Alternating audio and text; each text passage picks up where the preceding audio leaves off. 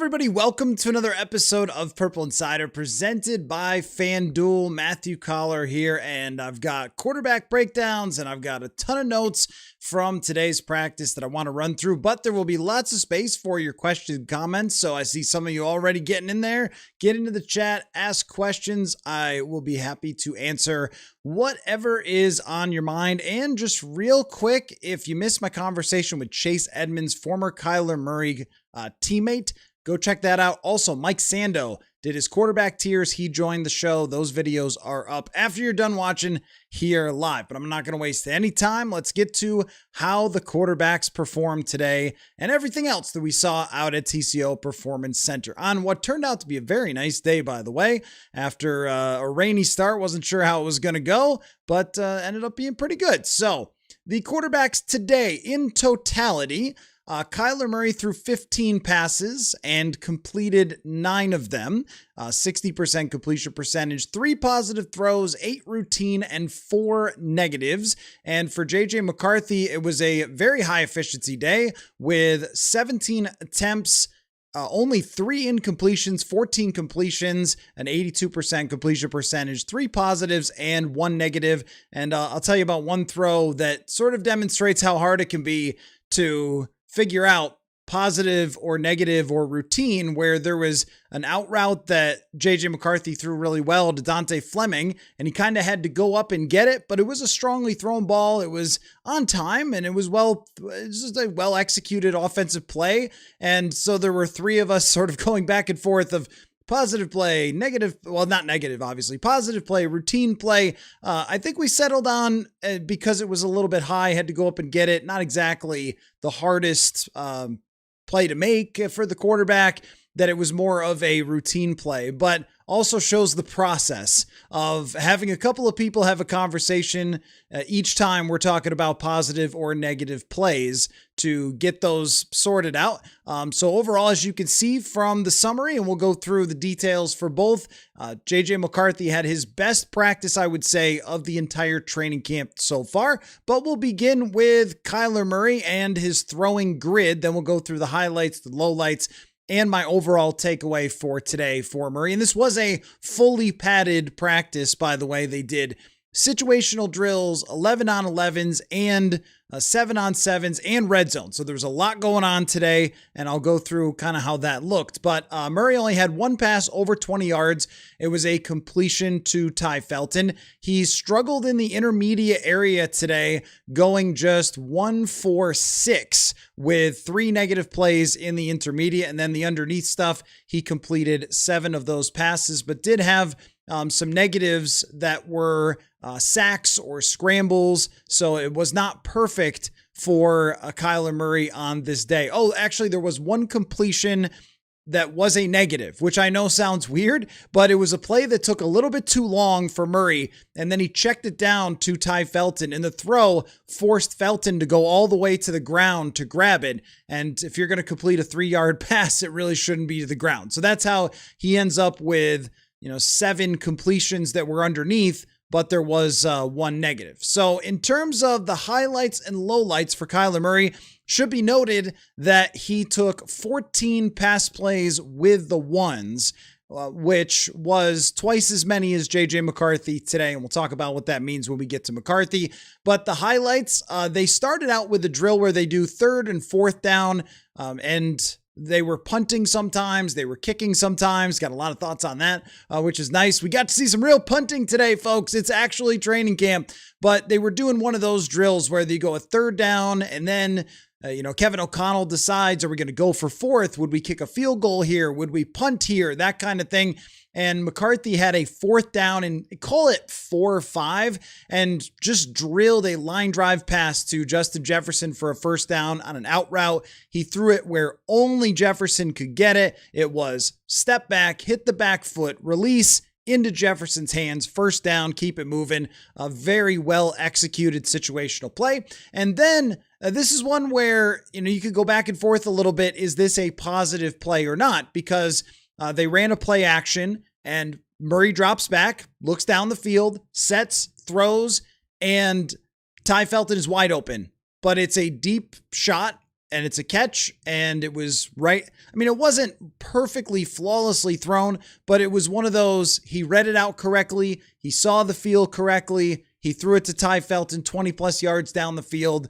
Positive play for Kyler Murray. And then there were a few other ones that were on the borderline of positive today for Murray, but I would say that it was probably his toughest day of training camp so far. I saw Will Raggets described it as on the shakier side, and I would agree with that. The lowlights, there were more lowlights than there were highlights today for Kyler Murray. He had an interception where he was not on the same page as Justin Jefferson. So it looked like he was trying to throw it, I think, to the inside where Jefferson broke to the outside or something like that. And Byron Murphy Jr. just jumped up and grabbed it. And they kind of looked at each other like, yeah, that wasn't what was supposed to happen there. And then there was a red zone drill where Murray ended up getting sacked, where he needed to get rid of the ball. Ty Dawkins, who has had a really good start to training camp, was involved in that. But on the overall, the accuracy in the intermediate part of the field was not particularly sharp for Kyler Murray today. He had, for example, I didn't call it a negative play, but there was one where there was down the middle of the field to Ben Yurosek, where if he throws it right on the money, would have been an easy completion right into the breadbasket, but instead a little bit high, and Yurosek went up, got both hands on it, and technically I think that if you asked him, he would say, yeah, I dropped that, I got to catch it. But, Murray, if he puts it right where it's supposed to be, and that was kind of how the day went, where it's like he completes a pass to Felton, but it's kind of low. It just didn't have the same sharpness of some of other practices that we've seen from Kyler Murray on day 8. And I don't think that it was the best work from him. Not a tragedy by any means. As you saw, completed a fair number of passes, probably split the positive negative, but just not like it was the other day. Now I'm starting to lose the days. The last padded practice that they had, or the Saturday practice that we've talked about quite a bit where the ball never hit the floor. It was not like that today for Kyler Murray, but completing the situational drill was probably the best moment of his day, which was early on in practice. Now we go over to JJ McCarthy, who only threw one downfield pass that was incomplete, but it was a good throw. So I put that down as routine. It wasn't a great throw, but it was good enough where I think it was Gavin Bartholomew. I want to say Gavin Bartholomew should have, I don't want to see, that's the thing, like about these practices, like, should he have made the catch? It looked like it was potentially catchable. It would have taken a really nice catch, but it was not a bad ball by any means. That was the one deep shot. And I will say about some of the intermediate passes that you're unclear at times. Was that 15 yards? Was that 20 yards? Exactly where it went to. So I'll give you an example of that. McCarthy over the middle of the field on one that I believe I called a positive throw over the middle, where Ty Felton broke into the middle of the field. He's pretty wide open. Is it 15 yards? Is it 20 yards where he's actually catching the ball? But it was a very nice play, nice throw, on time, on point. And the intermediate completions were very good from JJ McCarthy today. He had 5 completions and only 1 incompletion in the intermediate part with 0 negative throws, which is very good for McCarthy if you're pushing it. This has been an issue that we've talked about with McCarthy so far in this practice of everything seeming like it's underneath.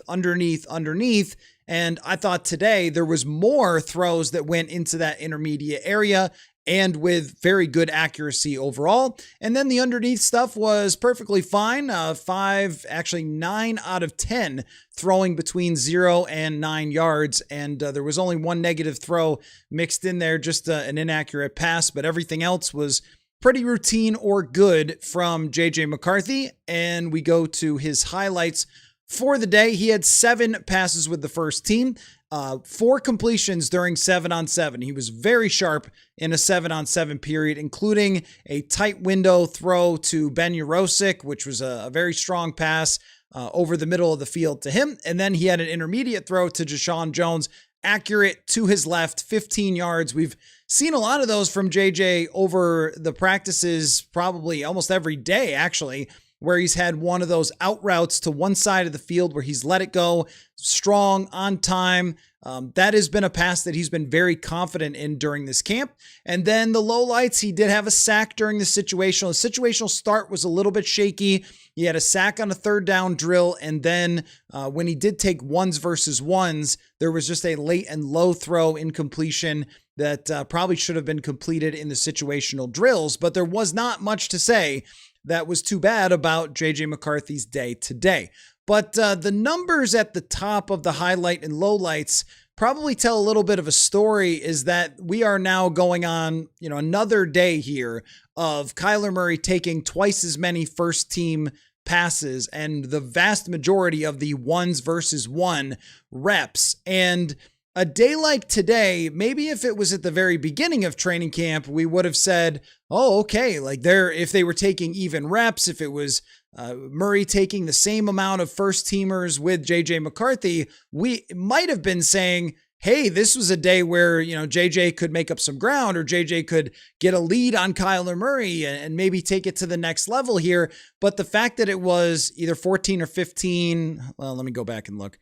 What was it? It was 14. Okay, so 14 passes with the first team for Kyler Murray and just 7 with JJ McCarthy leaves the question of, have we just gone too far now into camp? Are we too deep into this where Murray's lead is so much to the point where they are having JJ McCarthy be the second team quarterback? In terms of the actual dropbacks and actual passes, it has been almost dead on. I think Judd's got the number, but it's been almost dead on every single day, the actual number of throws. So McCarthy has gotten a ton of work. He's gotten a ton of development through this time. He's gotten every opportunity from Kevin O'Connell. When I've seen that O'Connell has not been fair or whatever, something like this, I think that is absolutely crazy, because if this was Mike Zimmer, I promise you that they would have just given the job to Kyler Murray and would not have worked all this time on development, and he would have been taking every single rep.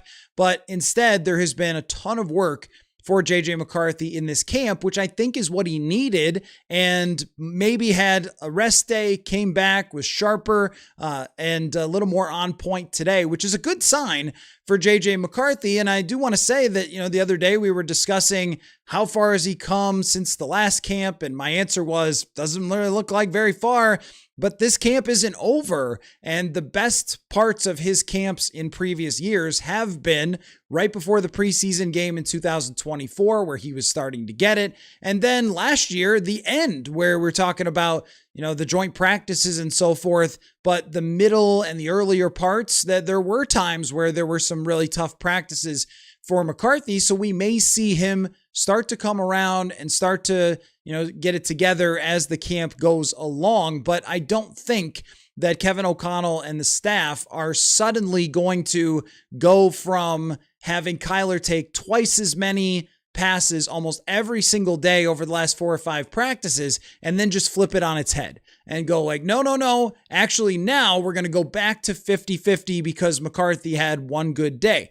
I think it's a good sign for him. I think it's very positive for him to complete a lot of throws and have a really good 7-on-7 where it's the ball's not hitting the ground, bang, bang, bang. The timing was a little bit better today. But I also think that we may have just passed go to the point where an announcement may be coming soon that Murray's going to be the starting quarterback. That's just how it feels right now, that I'm not sure that McCarthy could do enough from this point to switch this thing on its head, become a big, huge competition, 50-50 first team reps, ones versus ones and everything else going into the next few days and then into the preseason and then into the joint practices. It feels like Kyler's lead is to the point where this type of practice is great for JJ McCarthy. And it was really good to see. He felt more confident today. It felt like, hey, did he turn a little bit of a corner, or is this just a good day? We're not really sure, but gives him an opportunity to stack some days. Maybe gives him an opportunity to have a big night practice and maybe keep this thing going a little bit longer. But when the reps are so far pushed toward Kyler Murray, It just doesn't seem like this boat is going to turn around all of a sudden and the coaching staff's going to say, oh no, what have we done? We've been giving all these reps to Murray. Now let's go and give them back to JJ McCarthy. But of course, if that does happen within the next couple days, tomorrow or the night practice on Sunday night, well, we'll cover it. I don't think it will, but we will certainly discuss it if that is the case. So again, shaky day for Kyler Murray.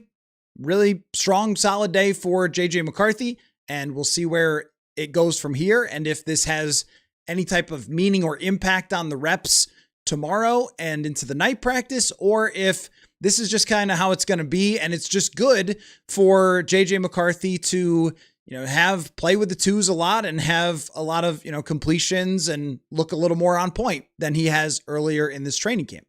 So we go to the additional notes and you'll see it's in tiny print because I've got a lot of them. Number one is we saw punting today.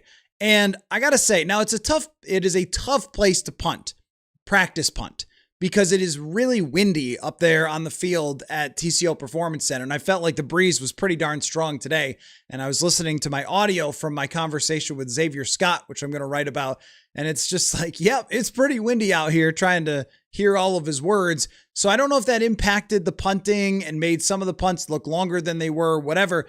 But I can tell you that Brett Thorson, the other punter other than Johnny Hecker, this dude can bomb the football, can absolutely boot it. I think that, is it as impressive as Ryan Wright's farthest punts? Like, I'm not sure exactly, but in terms of high and long booming punts, very impressed by Brett Thorson. If we're doing a punt battle in the couple of situations, I thought his were a little better than Johnny Hecker's, but Hecker's going to be the holder and he's much more likely to make the team. And I think Thorson would end up on the practice squad if they keep him for the international exception. That applies to the practice squad. So we'll see about that. But the first look of the punters, that is the takeaway, is that, Hecker maybe wasn't the sharpest today. And Thorson, and these are in just a couple of looking, punts on situational drill, but Thorson clobbered a couple of his punts. So I was very impressed there. Jamal Adams wore the number 32 today and played safety because Jay Ward and Jacoby Thomas were not at practice.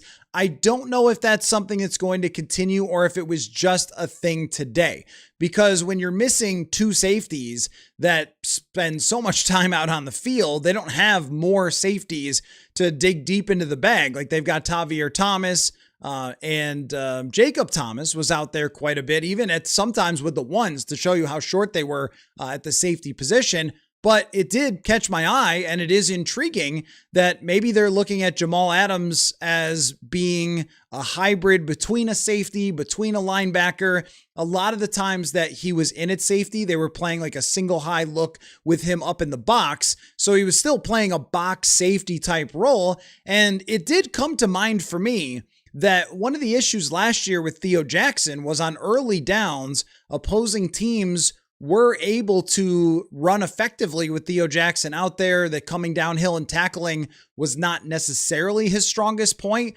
where Jamal Adams is one of the better tackling safeties of the last, 10 years, and is still a very violent player. And we've seen that so far in training camp. So were they experimenting with something where they're feeling good about the linebacker room with the way Jake Golday is playing, who has been, I think, awesome. I think Golday has been one of the stars of this camp so far, and the coaches are raving about him. I think he's kind of forcing their hand. He's getting first team reps. Like, this is what you want to see from a second round draft pick. And, I saw Rob Brzezinski today and, just said hi, but I almost made the joke. I was like, should you do next year's draft too? Like, this is going really well. And it really has been so far for this draft class. Although I'll get to the defensive lineman in a minute, but back to Jamal Adams. I'm intrigued about where this is going to go.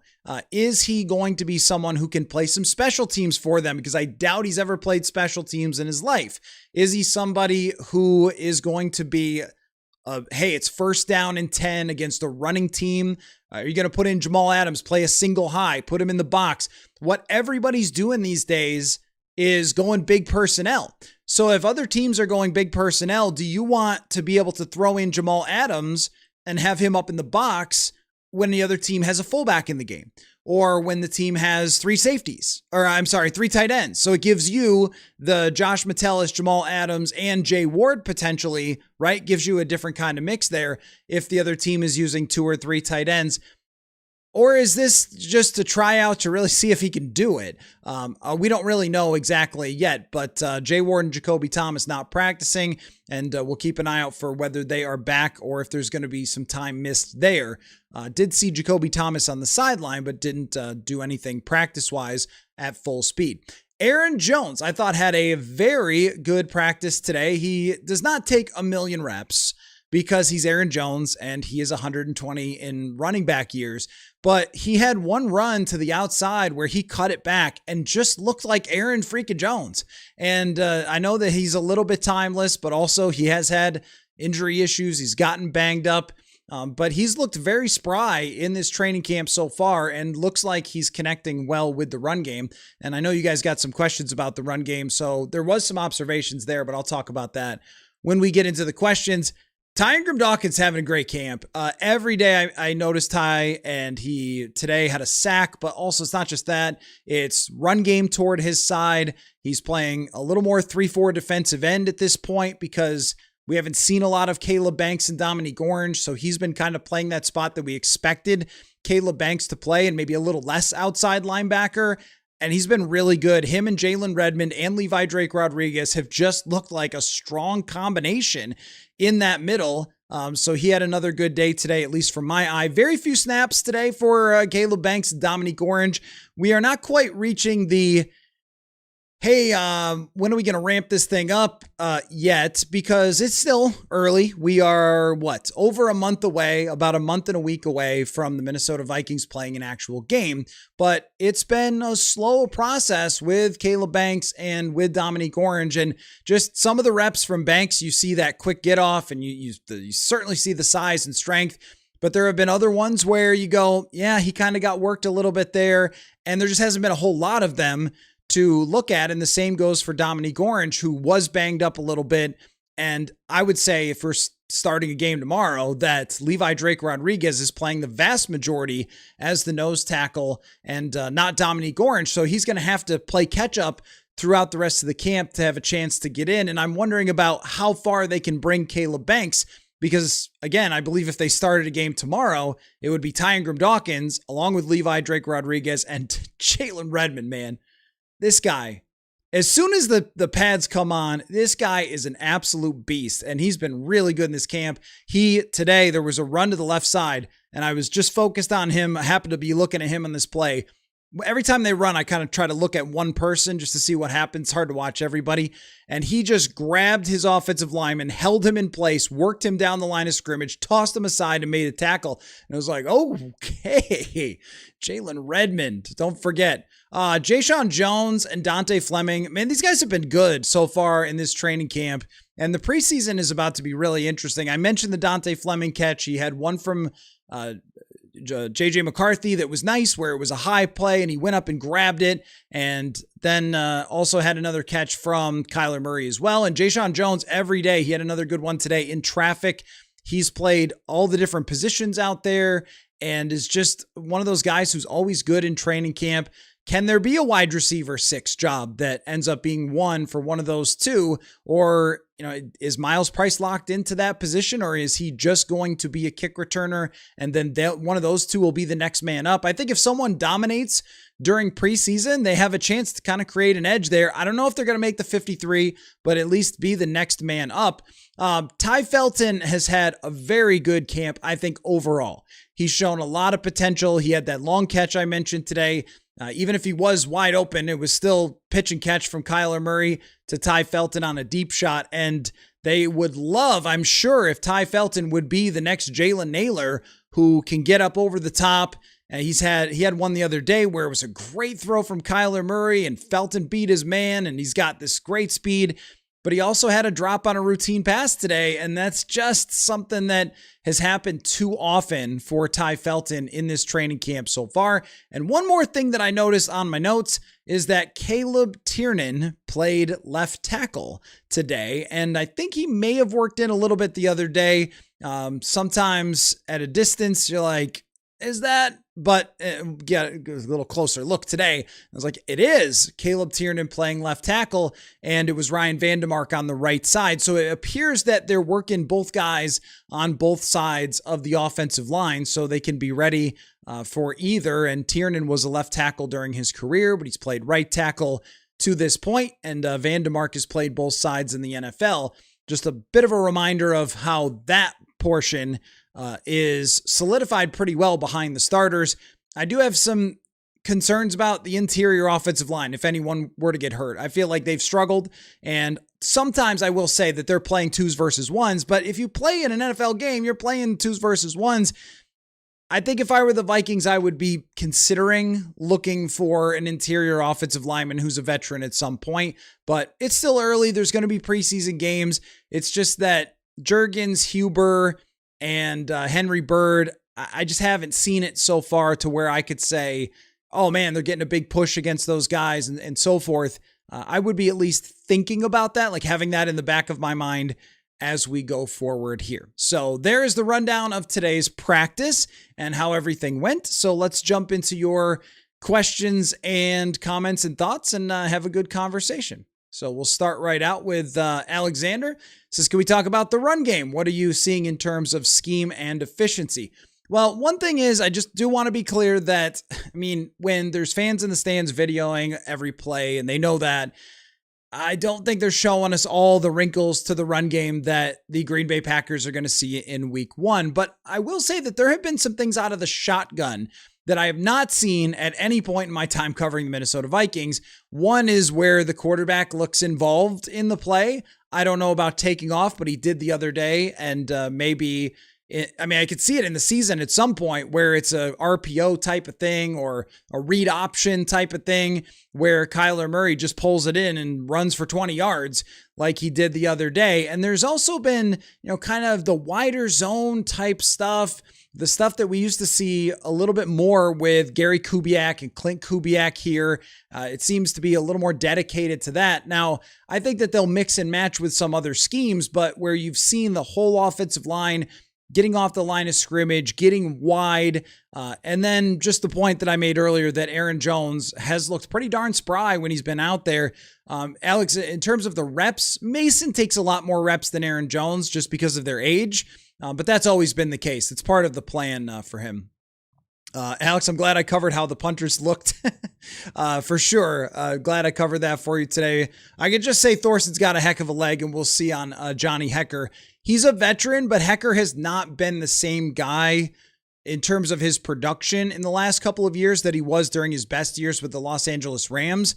So that potential fall off from Ryan Wright's amazing year was just, it's there. It's real. It's a real question of whether Johnny Hekker can punt anywhere near as well as Ryan Wright, because I just don't know that they're going to give Brett Thorson the job when holding is so important in this special teams unit, and Hekker has done it for a long time. Brandon, is this still the worst camp that JJ ever had? He had a good day today. To this point, I have not felt like it's better than previous years. In fact, to today, I had felt like it was worse than in previous years, but that's why camp lasts for not just 7 days and then we call it a day, right? It goes on for the entire camp. So to the point of day 7, I did feel that way. And to today, I felt like JJ McCarthy looked a lot more like he looked toward the middle of camp last year. And where it goes from here, I don't know. This is the thing about sample sizes, right? Where it was 7 passes with the ones and it was 17 or 18 passes overall throughout a day, mixed in between situational and 7-on-7 and goal line. So there's a lot of different scenarios that you go in, you throw 3 passes, you go over to the sideline. But I thought if we were doing the accumulation of JJ's camp, if it was like a golf score, that today was a birdie for him. That I did not think he had birdied any of the days before, and I thought a couple of them were like 3 over, or I guess like double or triple bogeys, and today was a birdie. So a good day for JJ McCarthy. I just don't know that it's going to change like where things are headed, because the first team reps have been so much toward Kyler Murray. So I don't know that we're doing this at this point. Like, oh, he won the day. The overall score would still, after today, favor Kyler Murray by a ton because reps are the most important thing to judge on. I'm trying to do everything I can to give you a reflection of what happened out there with the grids and with the descriptions and the highlights and the lowlights and telling you about how the drills looked and who they threw to and everything else, the best descriptions I could give. But those descriptions and those completion percentages and everything else, they don't tell us as much. And my thoughts from standing there and watching and keeping track and doing my little play-by-play, it doesn't mean as much as the reps because the reps come right from the big man, Kevin O'Connell. And he's been giving Kyler Murray the majority of the reps, double the amount of first-team reps and passes to Kyler Murray for days now. And if that changes tomorrow, though, we'll have a different conversation. So as of right now, it's hard to say that this day will move the needle, will change the fate, will change, because I think an announcement's got to come fairly soon. Within the next 4 or 5 days, I mean, could it be the night practice? That seems like a good time to potentially do it if they are convinced. If this day of practice did have the coaching staff say, you know what, wow, JJ really got some of the things that we were looking for him to get. So why don't we just give it a little more time? That's possible, but I don't think you could get into the preseason. I really don't. I mean, that's where you got to give your starting quarterback a legitimate opportunity. So if it's going to happen, it's got to happen pretty darn fast for JJ McCarthy because so many more of those opportunities with the first team.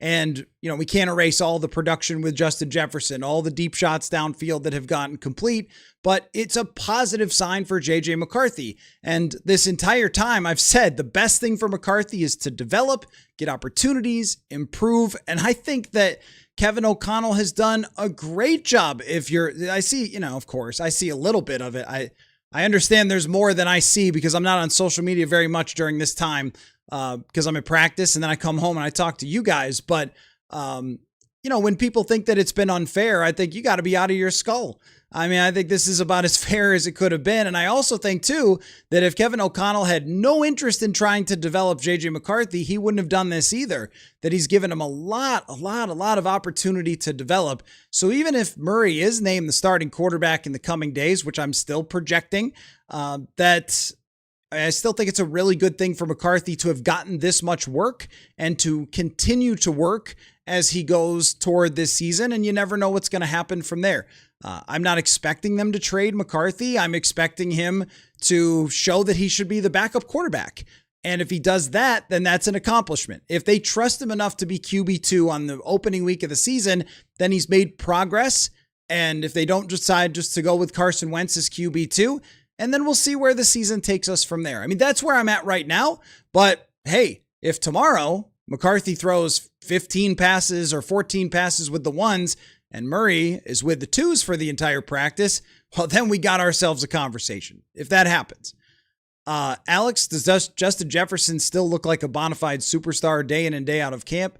Yeah, I mean, I wish we would have seen a little more of him today. It didn't feel like he was on the same page in the same way today with Kyler Murray. In fact, I'll tell you one play that was one of my concerns about Kyler Murray, actually, when I do the whole breakdown of here's the things that I like, here's the things that I don't, with after the signing, with him watching the film back and doing the data and everything else. There was one play that I saw that I went, oh man, if this happens in the regular season, it's not going to be great. So Jefferson ran this route where it's kind of a double move where he starts to break out and then breaks hard toward the middle of the field. And now from my vantage point, I could see Jefferson's route perfectly. And as soon as he breaks back in, I know this guy is wide open. Like, here comes the ball, right? And I'm looking for it, and Kyler checks down. And I don't know that he saw it or saw it the right way or how it was supposed to go. And I'm making an assumption that he's supposed to throw that ball. I don't know the play. I don't know what KOC's coaching point on that play might have been. But usually it is to throw it deep to Justin Jefferson. And there are times on his tape where you watch, and I'll give you an example. I mean, the New Orleans game from last year, Kyler played really well. I think it was the opener against New Orleans, but there's a play early in the game, first series of the game, where a wide receiver, maybe it's Michael Wilson or Marvin Harrison, is just similar type of thing, wide open over the middle. It's clearly a concept that clears out one area, and then there he is, and Kyler takes off and gets 7 or 8 yards. Those are the things that you're wanting to see him execute here and not have to scramble and not have to pass up those plays because he either doesn't see it or doesn't trust it yet. I think absolutely Justin Jefferson. I mean, the mossing that he had the other day of Isaiah Rodgers and, the deep balls he's caught, especially where he's been great with Murray, is the out routes where he just that was what I'm talking about with you talk about chemistry. Does he look like a superstar? On the 4th down play that they did today, where Jefferson just breaks hard into an out route and the ball hits him right in the money.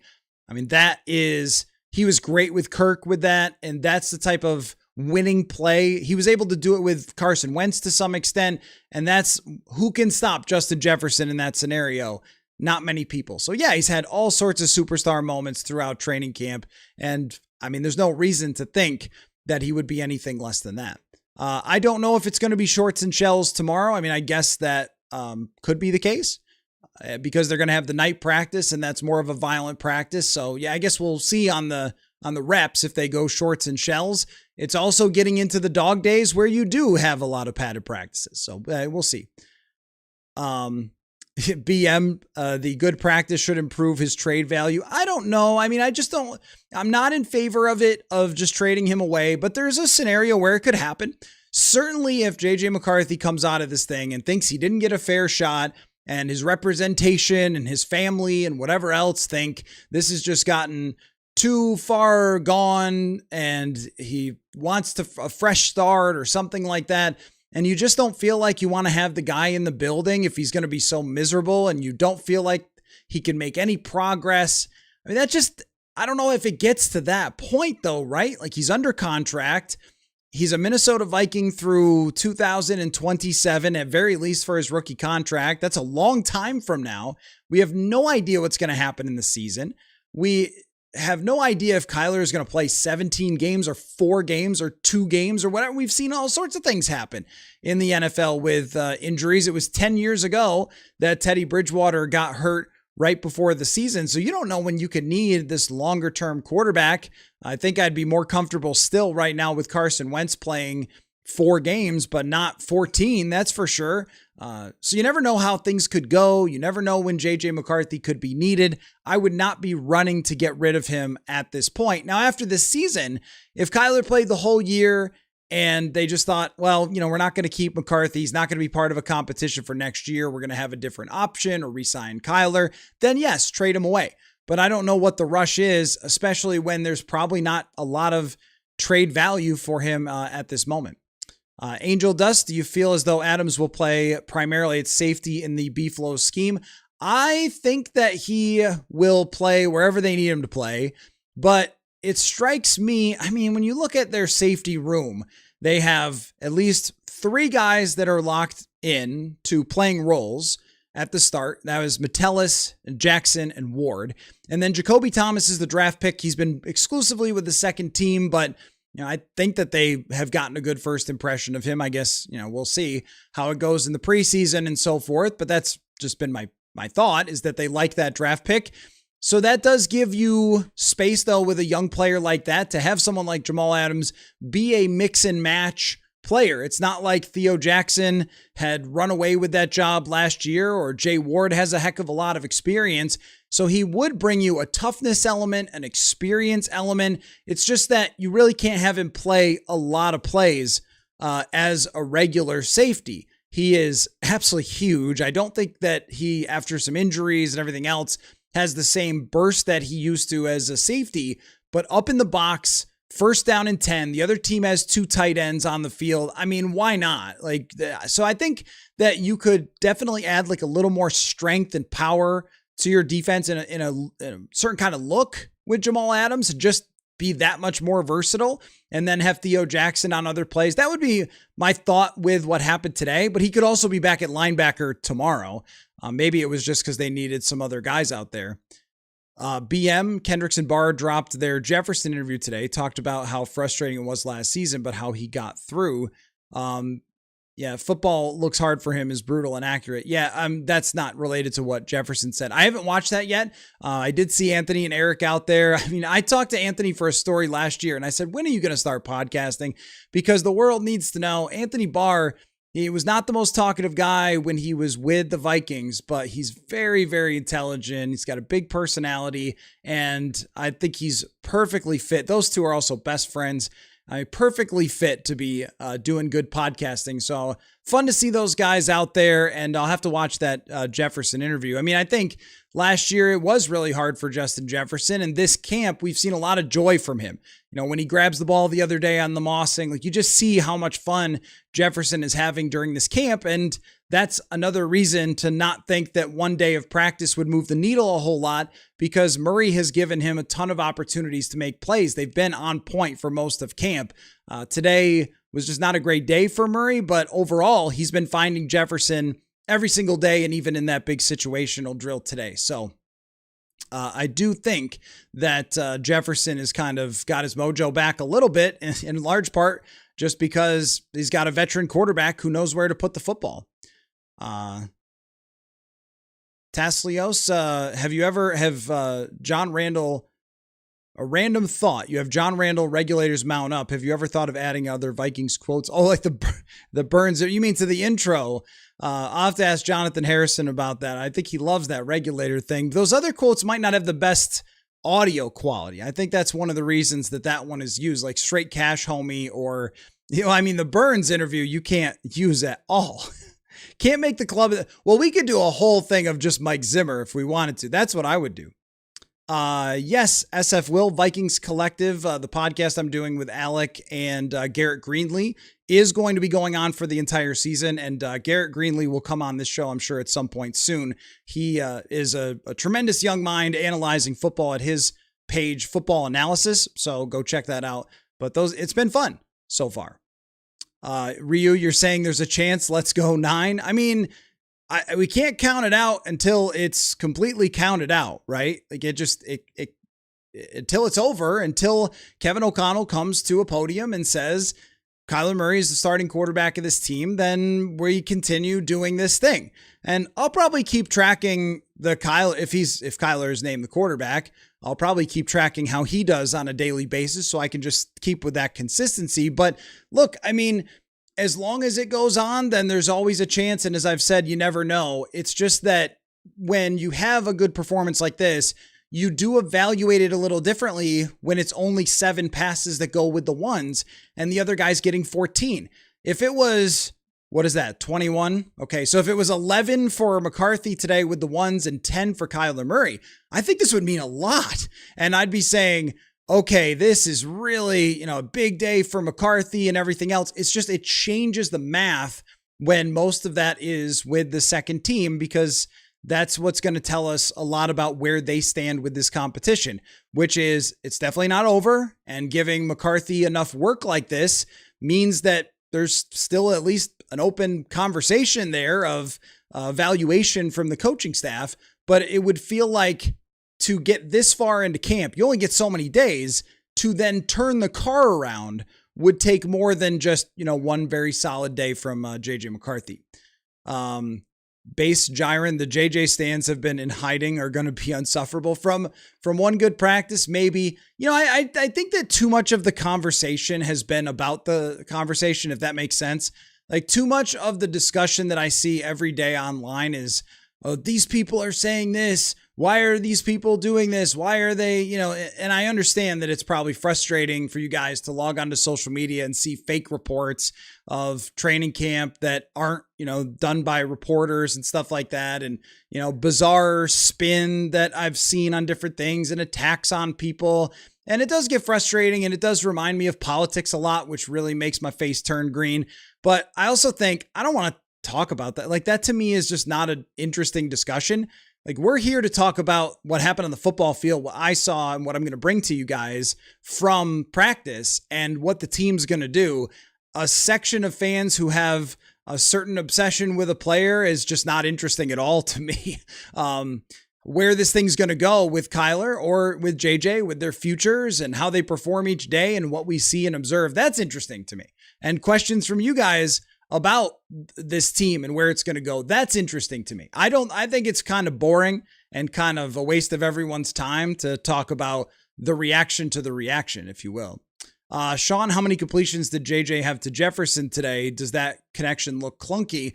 I don't believe he had any, and that connection is non-existent. I mean, just in this camp, that connection has not happened at all. I cannot think of 5 times that JJ McCarthy threw the ball complete to Justin Jefferson, which again is why we're talking about this as, hey, it's a really good day for McCarthy and he deserves credit for it. And he should be happy with this and try to build on it a day like this where the ball doesn't touch the ground very much, didn't take too many sacks. Maybe there was one in there. Didn't have too many inaccurate passes. Like, that's really good for him. And he should take that and build on it, the 7-on-7 section, and continue to develop and feel good about it. And, as we got to kind of walking up to the line the other day of saying, hey, is this Christian Ponder? Is it over? And so forth. And what I said is like, hey, we're only in day 7. Let's see the entire training camp. Although it feels like it's trending that way. Let's see the entire training camp. But the fact that there have been, I don't know, like a lot of throws between Kyler Murray and Justin Jefferson. I can't even take a guess at it. 20 throughout the training camp, and some of them have been down the field, and a lot of them have been well timed. And like today's on out routes, quick stuff that I've even called routine has been going to Justin Jefferson all the time from Murray. And there hasn't been enough reps for McCarthy. And when he has targeted him, it hasn't really worked. So, I think if you're in Justin Jefferson and KOC's shoes, the 2 most important people in this decision, there really isn't much of a conversation here to be had through this far into this training camp.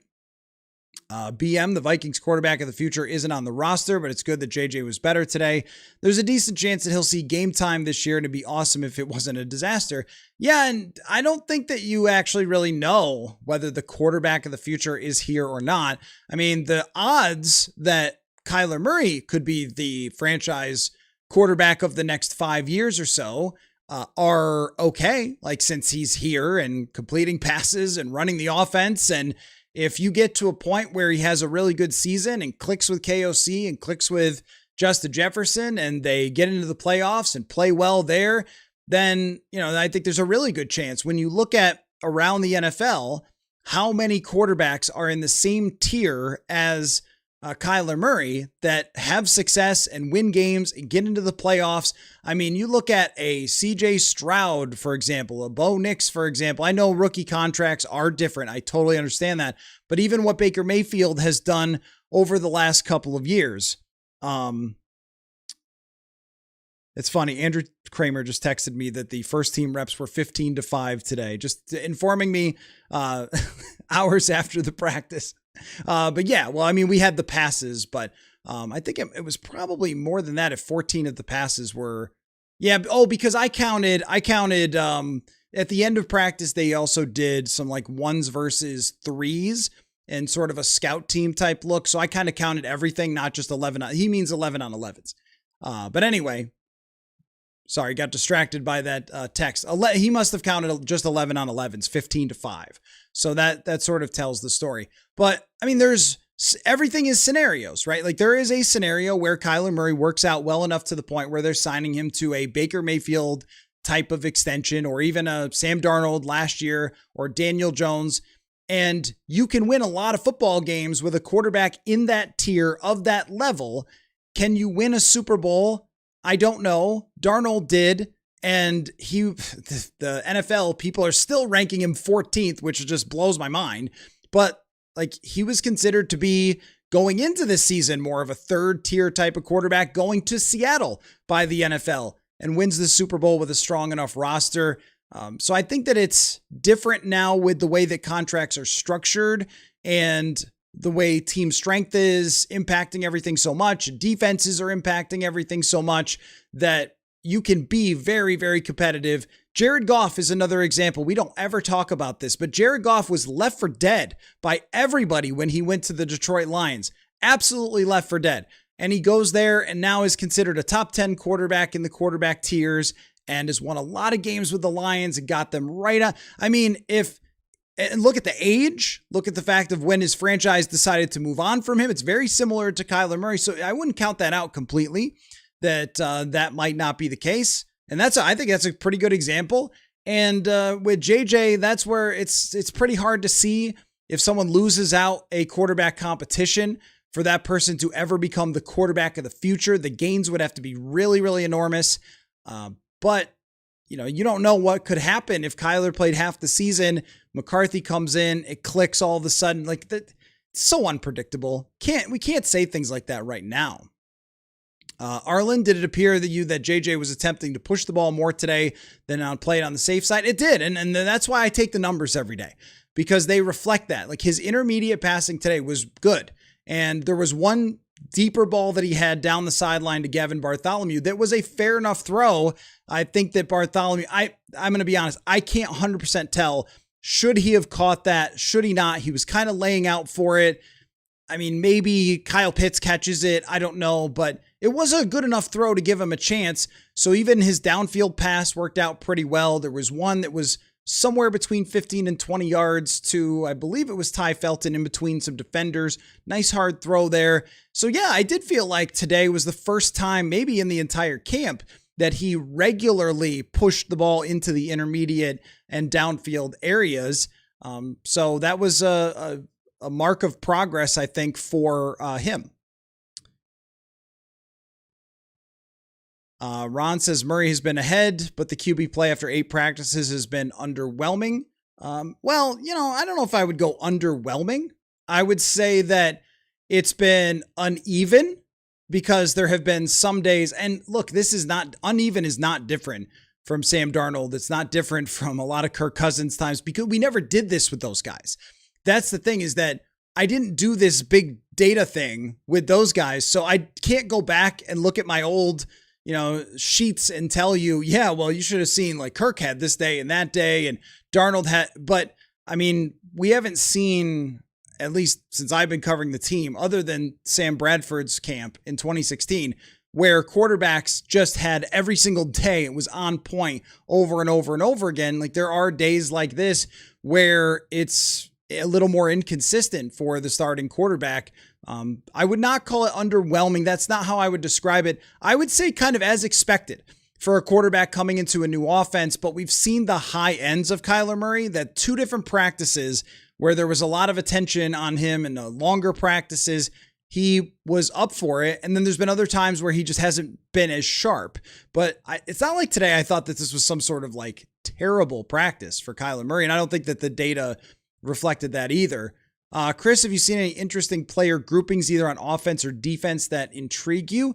Well, I would say there's a lot of Max Bredesen, which I like, and that speaks to options there to have Max Bredesen in as a blocking tight end, or, shift from the backfield to a tight end spot. He can catch the ball well enough to be kind of like a number 3 tight end at times and a fullback. So his usage has really stood out to me. On the defensive side, I don't know about packages. It's been mostly your typical stuff. It's nickel and their 3-4 base. I don't know that they have wanted to show those cards while the media and the fans are there, of what types of different combinations they can use. Although, on third down, we'll see some stuff like that a little bit. And that's going to happen in the season. First and second's probably going to be your pretty standard look. But third down could be where you see Jake Golday mix in. It could be where you see Ingram Dawkins line up in a different spot or something like that. But I can't really say that there's been anything where I've gone, oh my gosh, they have these guys on the field. They're probably, again, going to save that for week 1. BM, maybe after JJ's looking competent today, he'll get some more reps with the ones the next practice. And we'll see. We'll see. I think when they've gone, this is just my opinion. I think that when we've gone this far into camp, that it would be pretty surprising if, like I said, they turned the bus around and they were just going pretty strongly in one direction and said, that was a great practice. I don't know that the coaches and the team react like that. I think they would be happy with where it went, but you would need to see a kind of a longer period of time where that happened. But look, they've been giving McCarthy a lot of passes and a lot of reps. He should be thrilled with the number of reps that they've given him based on both quarterbacks and what they came here with backgrounds and resumes, where, I mean, it's clearly not very close. And he's gotten all the opportunity that he could possibly have, I think, so far. Let me get you a FanDuel question of the day and then a quick message from the sponsor, then back to your questions. Good stuff today so far, so keep it coming because I'm enjoying the conversation quite a bit. So here's the FanDuel question of the day. I recorded a podcast today with John Krasinski, not the actor from The Office, and I pointed out to him that the Minnesota Vikings are right now, in terms of the Super Bowl, plus 4,000 to win the Super Bowl. And my question to him was, how good would this team have to be in camp for Nolan Teasley to make a move before the season of significance? And how good would they have to be at the trade deadline to make that type of move? So that is the FanDuel question of the day. And I want to tell you about my friends at Brooklyn Bedding.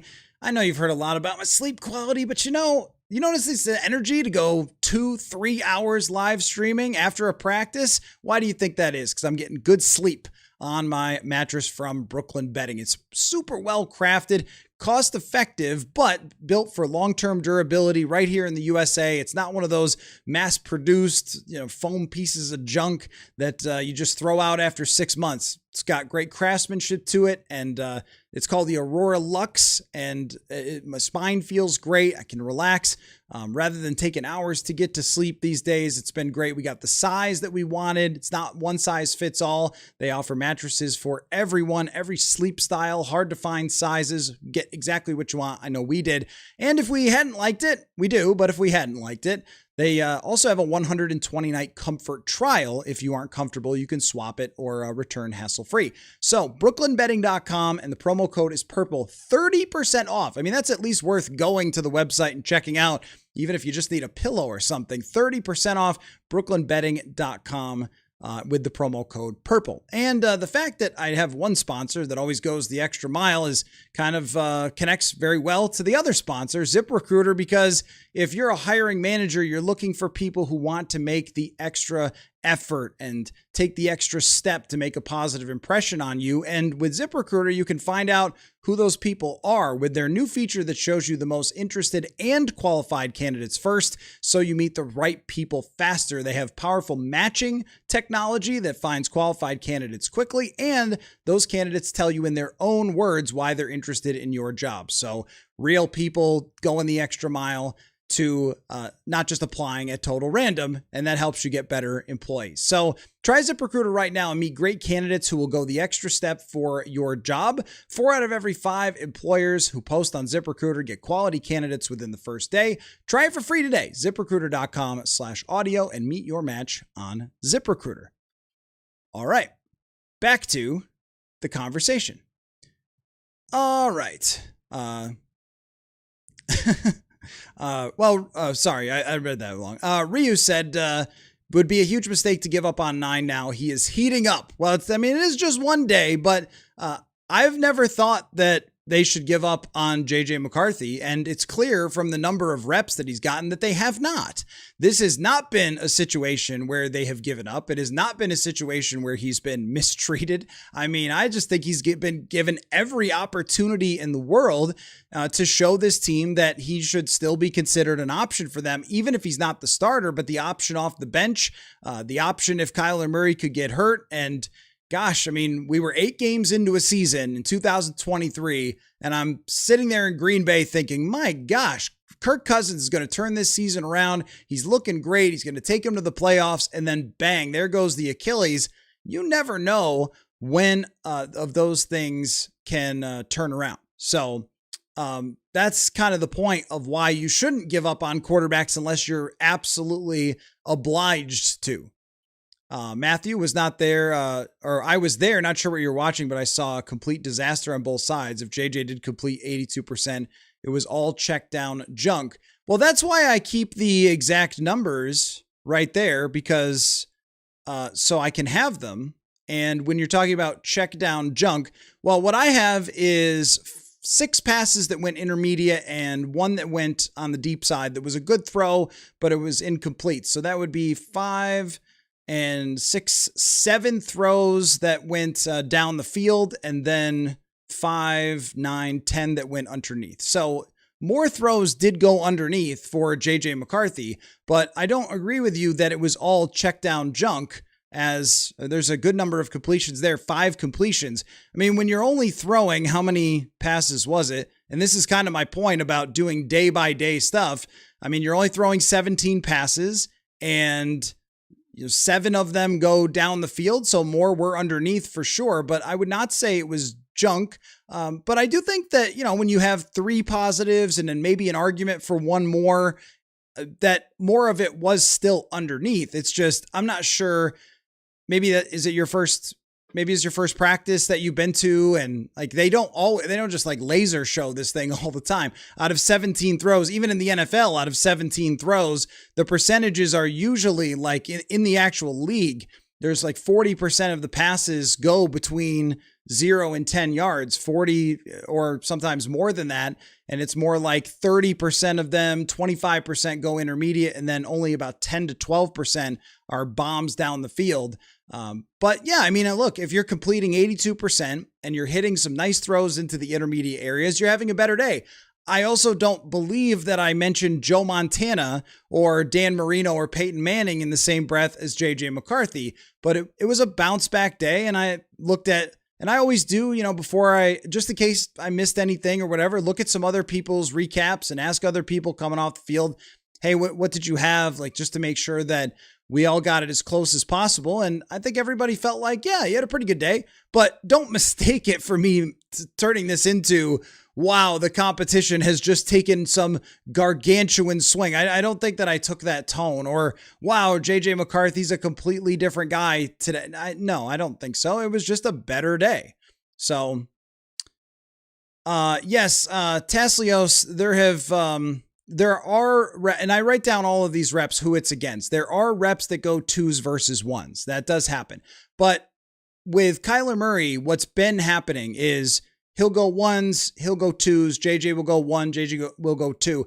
But when they run the most important reps of the day in training camp, where it's 11 on 11, that's the only thing that's going on the field, and there's usually 6 of these reps that happen, they have all gone to Kyler Murray every day for days. 1s versus 1s. So there will be mixing and matching through the rest of the day. There will be, hey, it's 2s versus 1 with Kyler, and hey, it's JJ 2s versus 1 or 1s versus 2s.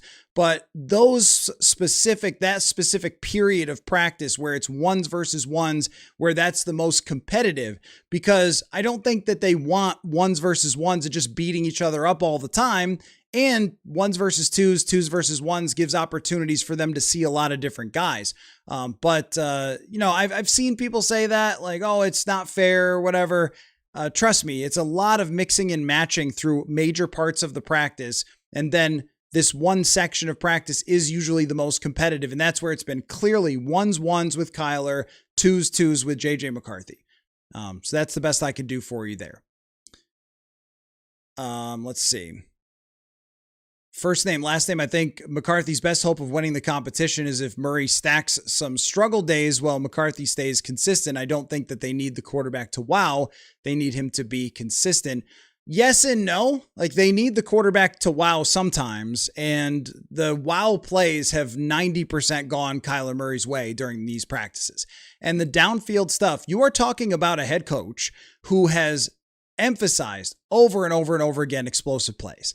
And when you look at the year with Kirk, and you look at the year with, even in 2023, they had a lot of explosive plays with Nick Mullins in there.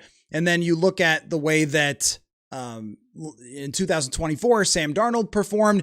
They are looking to hit explosive plays to Jordan Addison and Justin Jefferson. And Addison not being in there has been a factor the last couple days, because then everyone's had to play up, like Felton's had to be with the 1s and, so forth. But that's what they're looking to do. Like, they have these wide receivers. One of them makes $40 million a year, and the other one is a first-round draft pick.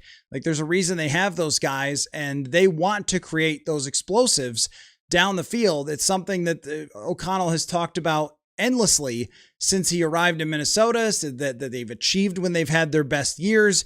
So the wow plays definitely matter, but I agree with you in general that if you're talking about which quarterback's been more consistent, even if Kyler has had days where it's been a little more sketchy, it's never been a horror show day for Kyler Murray. I thought today was probably the closest that it has gotten so far, where his accuracy didn't seem to be really on point.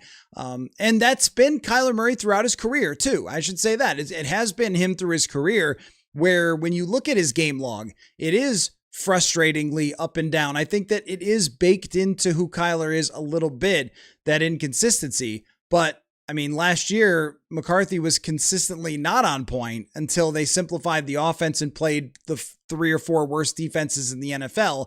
And he definitely has not been consistent throughout this training camp. So yeah, I mean, I don't think that there's really any kind of big change, any sea change today or anything like that. It's more of just Murray didn't have a great day. JJ McCarthy showed some flashes, and now McCarthy has to build on it. I think that a lot would have to happen within the next 4 or 5 days in order for anyone's mind to be changed inside TCO Performance Center. It would have to be more than this. It would have to be more than a mediocre day from the starter and a strong day from the backup in order for them to say, uh-oh, we got to have this competition all the way until the end of training camp. Not when Kevin O'Connell has already said that he's going to make an announcement, and not when we know that O'Connell really wants those joint practices to be dedicated to the starter. I'm sure they're huge for him. They're not going to play them in preseason. Like, in another world, if we went back in time, if this was 25 years ago, I think we would see both guys play 3 preseason games and they'd take a ton of reps out there. The decision just has to be made faster now. And if you have to turn back, here's the other thing too, that if Kyler Murray were to start the season and he is just not a fit, and I don't think this is going to happen based on what I've seen so far, but let's just say he's just not a fit and it is not going well. I mean, you can always, if you really like where JJ McCarthy is, you can always go to JJ McCarthy if that ends up happening. And that's why I would like to say, like, we are far away from knowing how this thing's going to play out.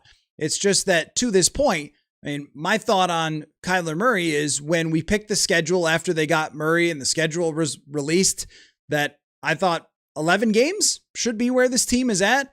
And I haven't seen anything through 8 days that would make me think, oh yeah, no chance. There's no way they're going to get there.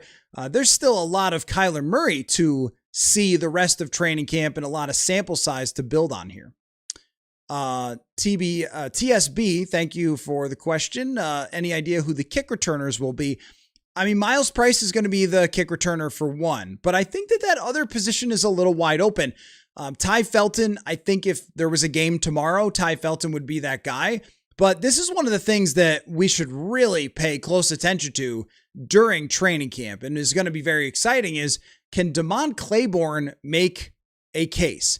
Claiborne has some fire, man. Like, he ran today and there was a couple negative runs and a couple positive runs. And every time he touches the ball, you're like, whoo, man, that is a different speed. So could he make a case to be a kick returner? You have to be trusted with your decision-making, where you run, protecting the football. But I mean, that's a guy that if I was playing Madden, I would put Damon Claiborne in at kick returner alongside Miles Price. And punt returner for sure is going to be Miles Price. Beavers, do we have a Damon Claiborne sighting today? Yeah, I mean, a couple times for sure. A couple of times he definitely looked really, really quick. The run game, I don't think has been majorly on point today. There were a couple more runs that hit, including the Aaron Jones one, but there's been some throughout training camp. It really looks to me like they're adding some different wrinkles, but this is early on and they're not showing us all the wrinkles. It just looks like it's going to be a little more, can I say, like, spread out than it's been before. It's going to be a little more multiple out of some different looks than it's been before. So, I mean, I'm intrigued so far. That's funny. TSB, any defensive rookies make any noise today? Not really. I think that Demings had one pass breakup. Jake Golday sticks out all the time. I mean, for sure, sticks out like constantly. So that's one thing for me. But what I want to see in the coming days is Caleb Banks and Dominique Orange play more, because I think we've already got a really great impression of Charles Demings. We all agree on that. This is something that we haven't really seen too many times, where someone just arrives on the scene and acts like he's the top corner on the team. And even though Byron Murphy and Isaiah Rodgers are solid, they've played in the NFL for a long time, and those guys are going to be there. Demings is kind of forcing his hand, and he was in on at least one or two first team reps today, mixing in with James Pierre. So he might even be making his case. I don't think so. I think Pierre is brought here to be cornerback 3, but maybe, like, depending on how things go into the future. So this draft class has looked pretty strong from a couple of guys, especially Golday and Demings. And then we're going to have to see more of Banks and Orange.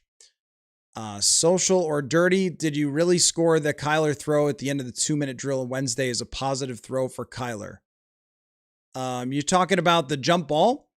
I think I did, yeah. And I'll tell you why. I mean, you're digging into the bag there. Like, what day was Wednesday? Are you talking about the jump? Yeah, you must be talking about the jump ball. Did I really score that as a positive throw for Kyler? Well, I'll tell you why. That would be number one. I've said this from the outset.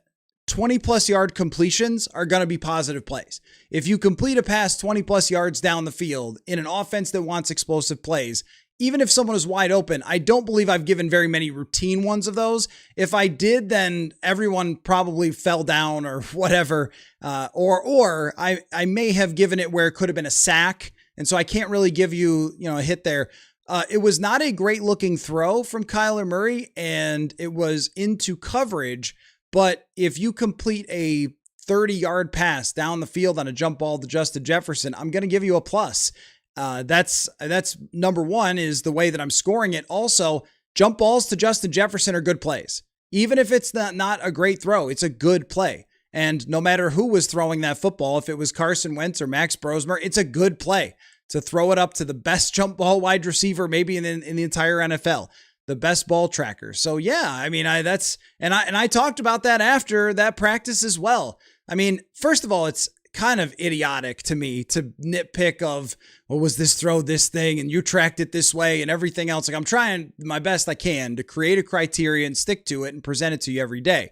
So, I mean, if you want to fight about it, I guess we can, but you can't tell me that a jump ball to Justin Jefferson that's caught was a bad play. You just can't. I know, I'm sure I would love it too if Dan Marino threw every perfect pass to Justin Jefferson and they threw for 5,500 yards and won the Super Bowl. I don't know if it's going to happen with Kyler Murray, but I mean, when we're talking about downfield, give Justin Jefferson a chance. It's in his range. Go get it. Yep. I'm for it. I am for it.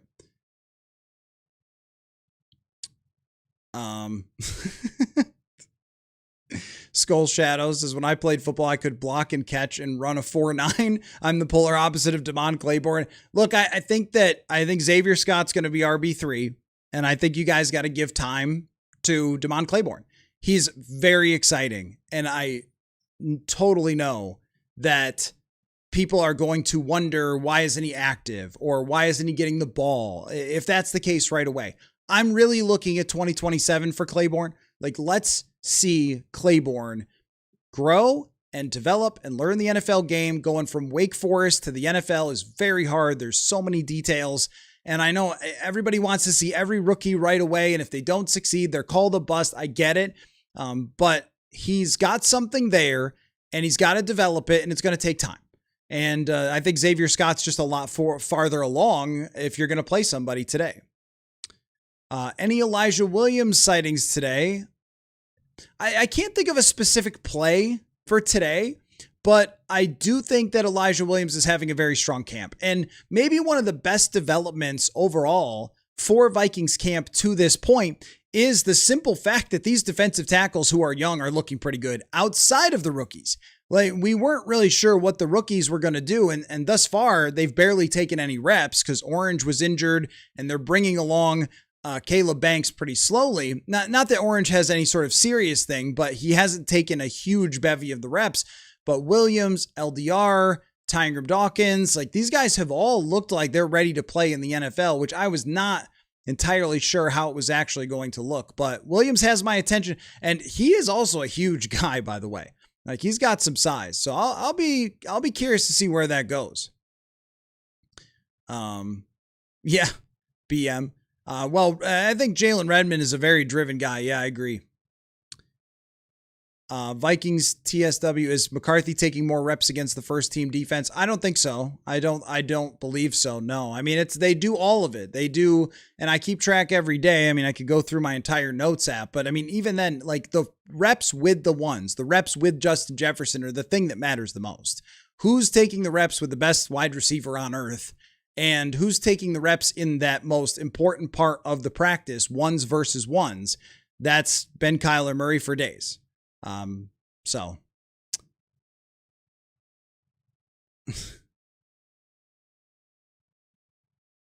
let's see. Bumaclot says, safety is more vulnerable than people think. Metellus and Ward worry me. So, I totally agree, Bumaclot, that the safety position, I think, has the biggest question marks, really, where if Josh Metellus doesn't adapt well to a different role, because he is playing a completely different role. He is being asked to be essentially Harrison Smith out there. There's no replacing Harrison Smith, but he's playing that spot, which will mean that deep balls and long speed are going to play into it for him. And Theo Jackson last year at times was taken off the field in favor of Jay Ward. So I think Theo Jackson would be part of that conversation as well. And then Ward is looking like he's going to play a big nickel spot. And that's not something that he's done since college. I mean, he hasn't had a lot of reps in the NFL, and maybe he did a little bit last year at times, play in that big nickel position. But you're right that there are just question marks across that group. I think each player has reason to like them. Ward has been developed under Brian Flores. That's been a successful model. Josh Metellus is as high IQ as it gets, and he is a playmaker. We've seen him, get fumbles, get interceptions. And Theo Jackson, that's something that, didn't come to fruition as much last year, I think in part because teams were running so much, but we've seen it in training camps. They have a lot of belief in Theo. I wrote about him a couple years ago and spent like 15, 20 minutes with Durante Jones, where he was talking so much about Theo Jackson. That was the story. He was talking so much about Theo Jackson's IQ and his work ethic, and he does have athleticism and so forth. But last year, it only came together at times for him.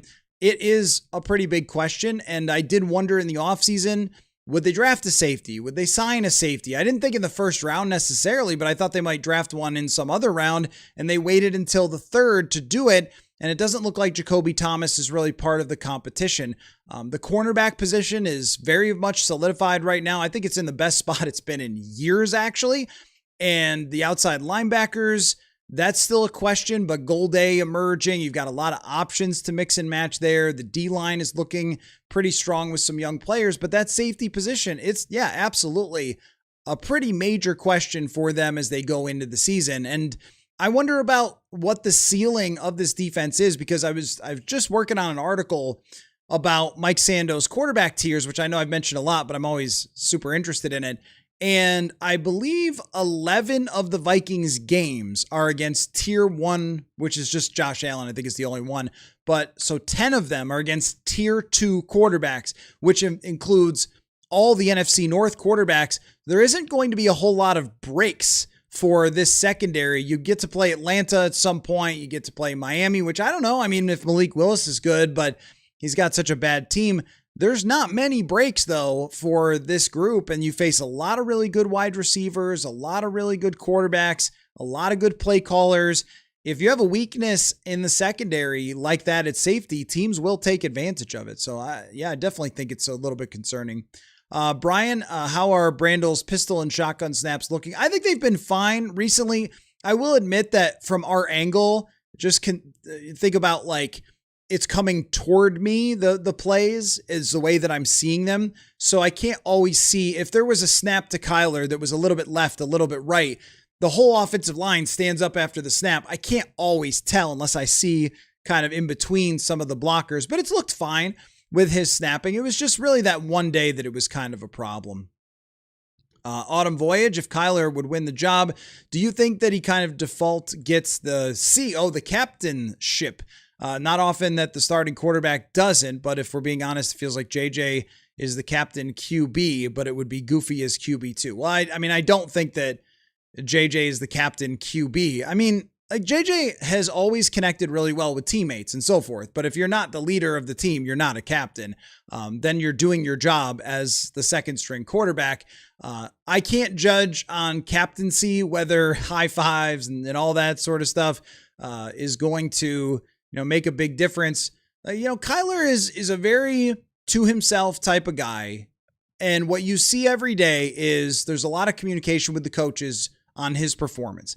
I don't see as much communication with his teammates after plays as I might have seen with JJ McCarthy last year, who was going to all of his wide receivers after every play and talking about what happened. So I don't see as much of that out there. I see a lot of Murray talking with Kevin O'Connell, talking with Josh McCown after different plays, going over stuff while he's on the side. And actually, in some ways, I think that this competition might be good for Kyler for that, to actually get some real time to do that instead of just rep after rep after rep after rep, taking three, going back, talking about them, going back into the game, trying to apply the stuff that they're telling him.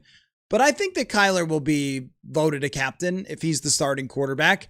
And I also think that it's probably his personality and leadership and all that and connection with the teammates and whatever it might be is probably the most overrated thing that I've ever encountered in the NFL, because if he's playing great, then everyone's going to be completely fine with it. And if he struggles, you'll probably hear that he's not, doing this, that, or the other thing and whatever else from certain people. But I just think it's wildly overstated. And this is a LeVar Burton type of thing. Don't take my word for it. I interviewed one of his former teammates who talked for 45 minutes about Kyler Murray on the podcast the other day, Chase Edmonds, so you can listen to him. But I don't think Kyler's ever going to be a super vocal guy. That doesn't mean you can't be the captain. Doesn't mean you're not the leader. Doesn't mean you're not getting the calls in and getting your team to the line of scrimmage and making plays and winning games and all that sort of stuff. That's what they're looking for from their captain. I think the other stuff is just a little too Friday Night Lightsy for me sometimes. Phillip, more first team reps against the twos and Kyler barely leading. JJ, who's been with the twos, going against the ones. JJ has more growing to do, no reason to not play him. Oh, there's plenty of reason to not play him. There's 52 other players and a bunch of coaches would be the reason to not play him. So anyway, let's see. Justin says, still pounding the drum for a 15-2 season. Okay, Justin, that's fine. We'll see. I mean, last year somebody had, or 2024, somebody had Sam Darnold going 13-4 or whatever, and they weren't even strong enough. Jay, what is KOC doing to wait so long to announce Kyler as a starter? He needs all the first team reps he could get. I think that will be true, and I think it will happen probably pretty soon. But I don't think that it needs to be true through the first couple of weeks. He's gotten all sorts of opportunities to take his reps, talk to the coaches, go back and look at it. I don't think on August 7th that it would destroy Kyler Murray's ability to be a good starting quarterback for this team to not get the first team reps. I do think if this goes on to the preseason game and beyond, then I'm going to have some questions. That's when you start to shift. So this is learning the offense. I asked O'Connell about it the other day about evaluating Kyler and his learning, and he talked about layered learning is his thing, where it's like one thing builds on the next thing, builds on the next thing. If you ever took calculus, I missed the first thing and never caught up, but that's how it works for quarterbacks is it, with the offense, it builds and builds and builds. But then it gets to a point where you've got the whole offense in and it's time to get ready to play football. I don't think that we're quite there yet. I think after the night practice, it starts to really turn in that direction. The starters will have some very long and hard practices after the night practice when they come back, because the backups are all going to play in the preseason game and they're just going to stand on the sideline. So I would certainly lean toward the next couple of days that we get an announcement, unless something really changes. Unless the next 2 days are just all JJ. Night practice is all JJ. He's dominating. And Kyler is super struggling and falling off from where he was the last few days. I think it would take a big shift in order for it not to be soon. And then it all becomes about Kyler Murray being the starting quarterback of this team. Skull, got any steam on the second team Gunners? You're out of questions. That's really funny. I don't know who the second team Gunners are going to be. I haven't looked. I'm sure that if I looked, I could figure it out. Karen, sorry if I'm mispronouncing. Who are the starting linebackers and where does Pace fit in the mix? So the starting linebackers as of right now are Blake Cashman and Eric Wilson. And you have Jamal Adams has been a little bit in the mix. Jake Golday has really been the solid second team guy along with Ivan Pace. And I think that Golday would be the guy that they would play first. And then after that, it would be Ivan Pace. It just feels like Pace has been relegated to being a special teamer at this point and is no longer really in consideration for getting a lot of playing time. I mean, you don't draft Jake Golday otherwise. I know he's played inside and outside linebacker, but everybody needs to be versatile in this defense. So it just feels like it's changed a lot over a couple of years, which happens sometimes. Guys fall out of favor or the league figures them out. That might be part of it, where if you play a certain way, then Ivan Pace just doesn't have as much juice as he did when he first came into the league. I still think he's a violent player. And if you have to have him out there, you're not going to fall apart as a defense. He can make plays. It just seems like Cashman and Wilson have elevated to very clearly the guy that they're going to take the most snaps, and then they're going to maybe mix and match Jake Golday.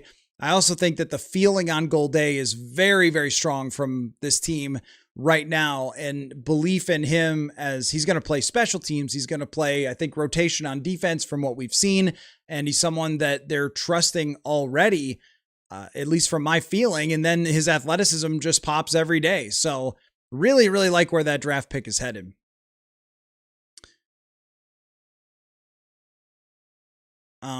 Yeah, I mean, the first team versus the second team stuff is it's just not really worth talking about at this point. I think at this point in the game, I shot you 99. I always hear Ingram Dawkins' name. What role does he play on the defense? Is it edge or linebacker? What's the intrigue with him? So lately, the role he's been playing is the 3-4 defensive end, which is probably his best area because Golday has been mixing in more at that outside linebacker because he's very strong. He's quick, but he's really strong and he's got long arms. So he's been playing a ton of reps with the first team. He's really been a first teamer this entire training camp at one thing or another, but 3-4 defensive end on the right side has really been the thing he's kind of settled into at this moment. I think he can play outside linebacker if you want him to, and it's very possible that he would be the next man up. I don't know, like if Dallas Turner got hurt, I think it would be Ingram Dawkins as next man up on the outside linebacker, but they would just have to operate a little bit differently. And on the other side, if Van Ginkel went down, maybe it's Jake Golday at this point, but they can always mix and match a little bit. Eric Wilson can be over there on the edge. So it's always a fluid thing, but Ingram Dawkins has just been standing out because of his strength, his quickness. He's been getting to the quarterback. He's been stuffing runs. Just looks like he could be a good 3-4 defensive end where he's not racking up 7 sacks if he has to play a lot, but he's kind of the option if Caleb Banks really isn't ready. And to this point, if they were to play tomorrow, Ingram Dawkins would play, I mean, I don't know, like 75% of the snaps the way that it's looked so far. And then it's going to take some time for Caleb Banks to potentially be ready. Lucas says, was at camp today and saw TJ Hawkinson catch a pass and looked pretty mobile. Yeah, I mean, Hawkinson's looked fine to me. I mean, I haven't seen him, I would say, a ton so far in this camp getting targeted, but he's made a few plays. He looks fine. I mean, he talked about really last year was when he got his acceleration back and, his knee stopped feeling sore and so forth. And I think that that's one thing that I would like to see from Kyler Murray is to utilize TJ Hawkinson a little bit more here going forward, because I haven't tracked that many passes going from Murray to Hawkinson.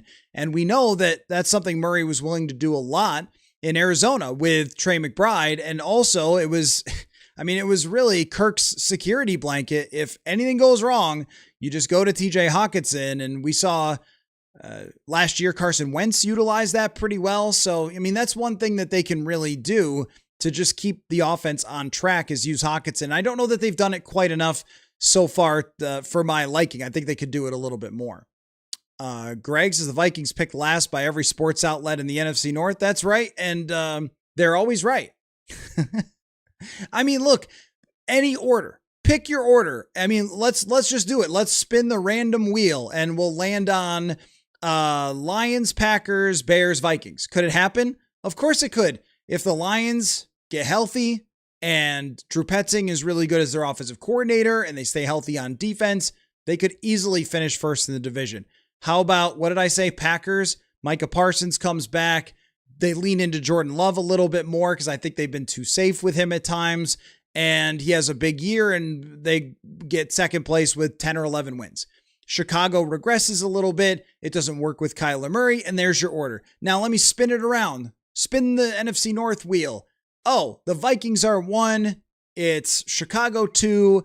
It's Green Bay 3. And it's Detroit 4. Could it happen? Well, absolutely. Detroit was 4 last year. That means Kyler Murray clicked. That means the young players came together on defense. That means Jefferson had 1,500 yards and they won the clutch games, because I really feel like this year is going to come down to a lot of games that are one drive that they need to go win. And that's it, right? So, and then what did I say? It was, I had Chicago second. Sure. I mean, if their secondary is really good, that can make up for some shortcomings on the D-line. Their weapons are excellent around Caleb Williams. Their coach is really good.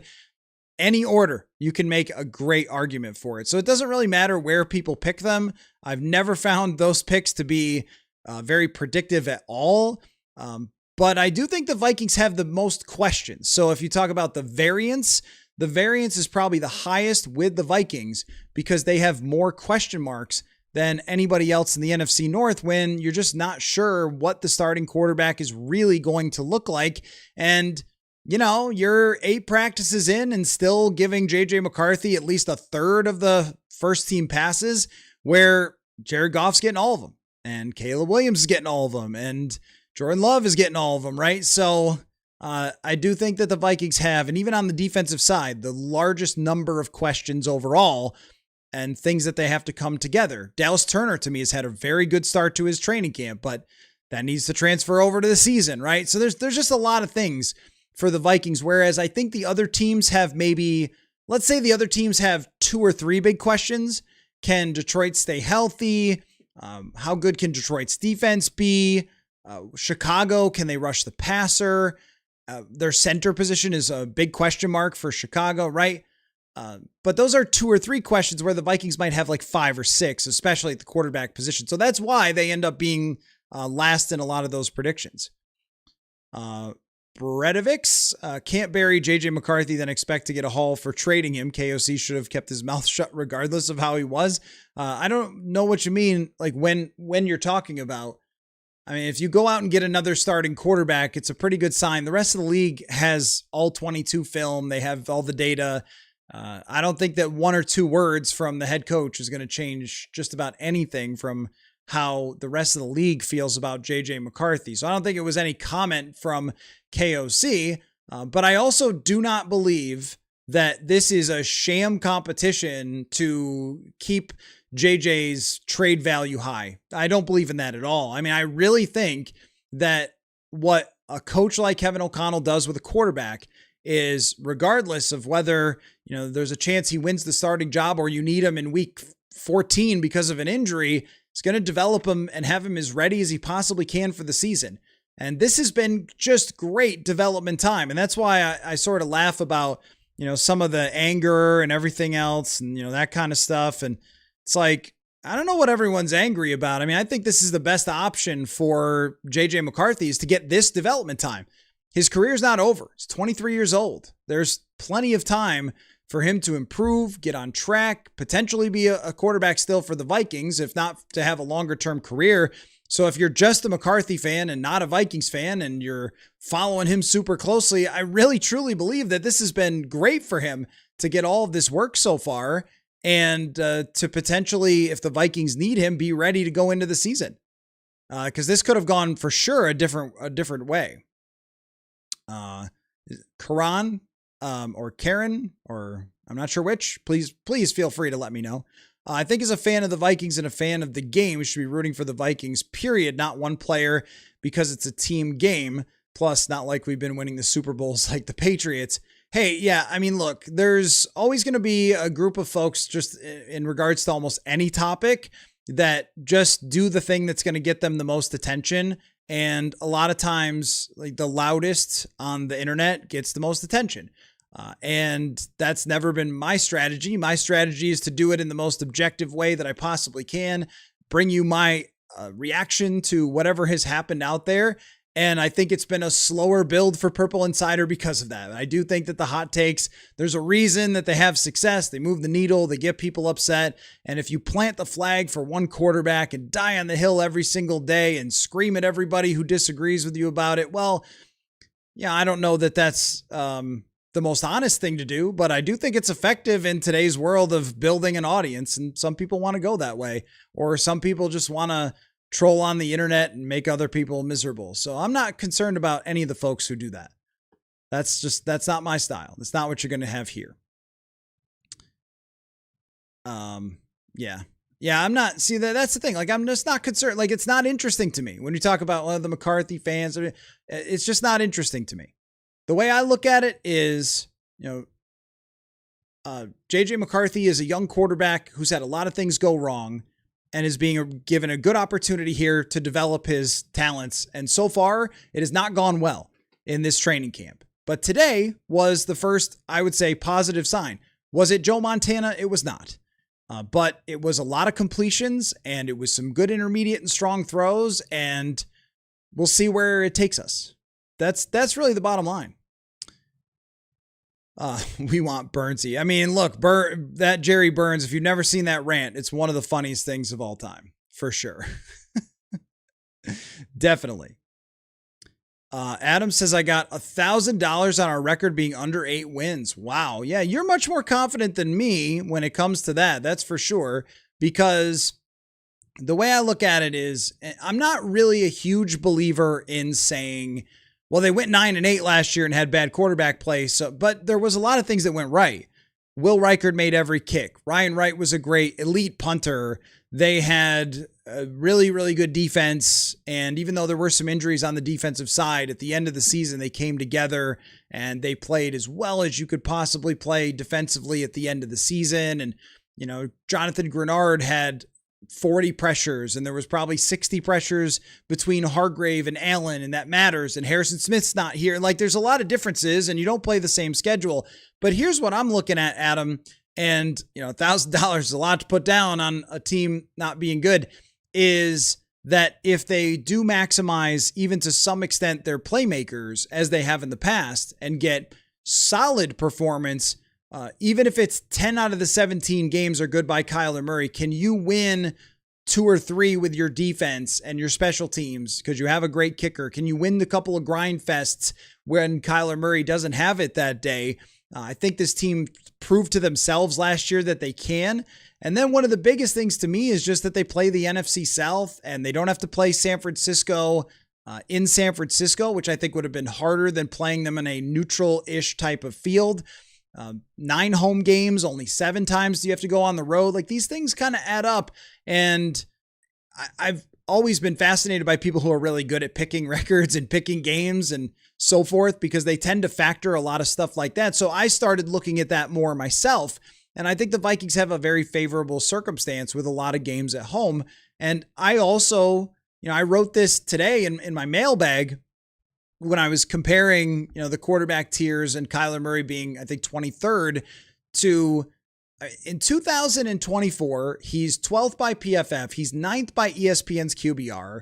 He goes for 4,400 yards. Like, this is just a year ago, technically 2 years ago, but you know what I'm saying? Like, they're only one season removed from that. If there's a performance like that, they're not winning 8 games. They're going to win more than that. But there's a lot of question marks, though. So it might be the safer bet. You might be making the safer bet just on the sheer number of question marks and the sheer difficulty of the NFC North. I'm not sure. Maybe you're a better gambler than me. Ryu would be a mistake to trade McCarthy. I have agreed with that. Pie, do you think any of them will play in preseason games? I do not. Well, I'm certain that, well, I mean, you could see whoever the starter is playing one series. And if it were me, I would be playing. I don't see significant time for either quarterback. Significant meaning like multiple, like long stretch of preseason play. But if it were me, and Kevin O'Connell has never asked me for anything, so it isn't up to me in any way. But if he did, I would say, man, I would play JJ McCarthy a lot. I would have him out there. If Kyler's going to be the starter, then I would have him out there for one series, as KOC has done. Just get him in the stadium, in a stadium, playing some football as a Minnesota Viking, put on the jersey, go through all that one series, get out of there.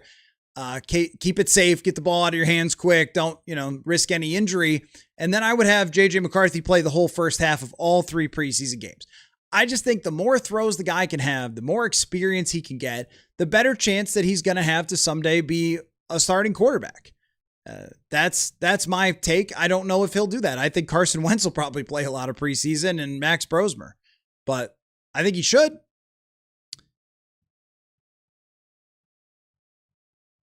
Axton, I wonder if stop. You guys are funny. When you start a question with, I wonder if KOC, then usually I think it's going in a good direction, not you guys being silly. Mark says, Kyler was brought in to start. KOC and the Vikings trying to bump up McCarthy's trade value. I just don't really know that is the case. I don't know that you would spend this much time on it. I truly believe this is the crazy thing about this world sometimes, is that because of the way, I don't know, the internet is, or we're more excited by things when there's some like secret alternative motive behind the scenes. I truly believe that Kevin O'Connell wanted both quarterbacks to be very competitive with each other, and he wanted to have a big sample size to evaluate how far along Murray was and how far along JJ McCarthy was. And I think he's coached them to try to have the most success in this camp. And then we'll see where it goes from there. I mean, of course, if a team calls with a 2nd round draft pick or something, yeah, you're going to make a play on that. You're going to do that. But if that doesn't happen, then you have a quarterback who's going to be ready to play if you need him to play. I really don't think that they're doing it just to trade. I mean, that would be ridiculous to take this many snaps away from Kyler just to try to trade him. Bredovix, McCarthy will be fine on a team that will actually develop him. The Vikings are not a developmental team. Yeah, I mean, I think fine. I don't know. I mean, a lot has to be improved, but do I think that let's just say that if the New York Jets called the Vikings and said, we'll give you a conditional 2nd round draft pick, so we'll give you a 3rd that can become a 2nd if JJ McCarthy wins 7 games for us this year. And sorry, Geno Smith, you're just not going to start. We're going to trade for JJ. Let's just say this is just a scenario. And McCarthy went to the Jets and he got to throw 600 passes and he got to make mistakes, but he got to do it with a team that is trying to be on the rise, but doesn't have Super Bowl expectations. I do think that by the end of that 600 passes, a lot of things could be worked out for JJ McCarthy that just take time to work out and playing to work out. Think about how many days JJ McCarthy has actually played football. This will really blow your mind when you think about it in this context. Actual days that have gone by since JJ McCarthy played football last at Michigan, and how many times he's actually played football for the Minnesota Vikings. So he has started 10 games and he's appeared in 2 preseason games. That is 12 days. Now, how many days have gone by? I think I can actually find a day counter. Maybe we should do this. I'm not busy. Are you guys busy? Let's find a day counter on the internet here. Day counter. This has got to tell us, like, calculates in between 2 dates. So when do we think the last time, let's say that it was January. I don't know the exact date of him winning at Michigan, but let's just say that it was, just for a guess, January 10th, 2024. Let's say that was when JJ McCarthy won the national championship for Michigan. I don't know if that's the exact date, but it's darn close. And let's say today's date. Let's just go today. So calculate that duration. That is 940 days. And he has played football on 12 of them, like in an actual game. And he did not even complete 2 of those games, and 2 other ones he played a couple series in a preseason game. And there is why I am not big on giving up, and it's also why I'm big on he needs to play a lot more. 12 times in 940 days. It's crazy. Thank you, Greg. I'm really glad that you are enjoying the channel. Thank you. Rob, Jamal feels like a nice bit of insurance on the inside linebacker alongside Pace so that Golday can play more pass rush. Yeah, I think insurance is a good way to describe him at both positions, where if you had to, you could play a single high and you could move him into a spot where he's up at the line of scrimmage. I think what they need to find out is, can he be usable on special teams? Because if he's not usable on special teams, it's very hard to have him on game day. But if he's usable on special teams, then you could have him be like a run specialist out there for you, or a blitz specialist as a big box player. Just call him a box player, whether it's safety or linebacker, I don't know. I'm interested to see where this goes, but I'm also feeling a little bit of Jeff Okuda-y, like, is this something that might not really work out to be any sort of actual like needle moving type of decision? But I could see what you're saying. Yeah. I mean, a little bit of insurance at linebacker, maybe a bit player at safety for certain circumstances against the run. How about a goal line situation? Like, you can't have somebody active on game day just to be that, but if he could play special teams, then maybe you can. That it might come down to that. Mr. Mayor, I honestly don't believe there's anything that McCarthy can do to make me believe he's changed. He had a good points in the last 2 seasons. It meant nothing when the rubber hit the road. Yeah, right. I mean, like, it's one practice, and that doesn't mean that everything has changed, but you just never really know when things will start to click for somebody. And that's why I wanted to make the point that in the last 2 training camps, it did start out rocky and then start to get more consistent as training camp went on. And that might be the case this year, where the aggressiveness might be ramped up a little bit. The accuracy in the intermediate areas might be ramped up a little bit more than it would be, in years past. Like, I don't know. That's why I'm always kind of like, I'm not sure where it's going to go. There's a lot of people that want to make declarations. I think we're very close to a declaration on the starting quarterback, but the longer term, I'm not really sure of where it's going to go. I just would like to see eventually more than 12 games that he's played in 940 days. I would be really interested to see, and it may be the very best for JJ McCarthy, and maybe that's what the Vikings will do. Maybe they will say to McCarthy, it's just best for us and best for you. If we trade you to, I don't know, the Arizona Cardinals might have their quarterback now in Carson Beck, if we're overreacting to a great Hall of Fame game, by the way. Probably not.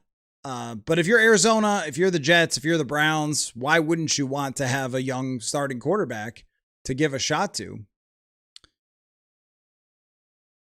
Expose, is Felton a possible replacement for Addison down the road, or is that saying too much? I don't see that.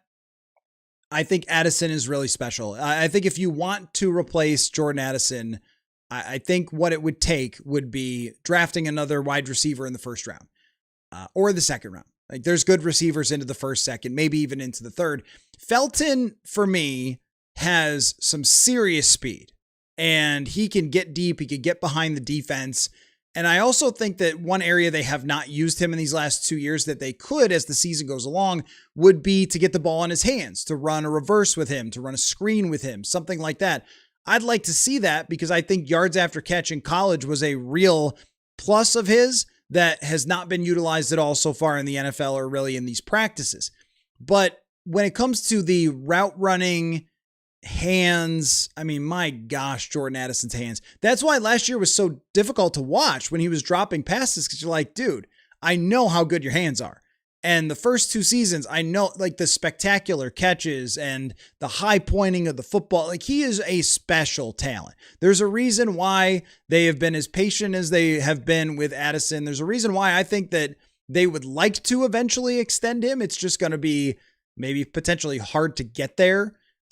Giving him a contract extension with the amount of money that Jefferson will be owed if he redoes his contract. Jefferson has fallen behind some of the top wide receivers. I think if he has a good year this year, I mean, even if he has an average year this year by his standards, he's going to want a heck of a lot more money. But I don't see the replacement for Addison on the roster, but I do think that Felton could be a contributor. I really think that he could be Jalen Naylor-esque, but he's going to have to catch the ball a little more consistently in training camp. That's probably got them a bit nervous so far, even though he's been open a lot and he's made a lot of plays. Greg, the Vikings defense won't help them this year. Sorry, you're effed. Greg, well, you were praising my analysis, and then, saying that they're effed. I don't know that effed is where I would go. And the reason that I wouldn't go effed, Greg, is because maybe I'll use a kind of a Twins comparison. When the Twins started the season, they had a bunch of young players, and we just didn't know what it was going to look like. And every analysis I read of the Twins, it's like, this team's going to be horrible. They have nobody. They're going to suck. It's going to be just a nightmare season. No one's going to show up at Target Field. And they've been a pretty good team. Now, it's not great, but it's been pretty good.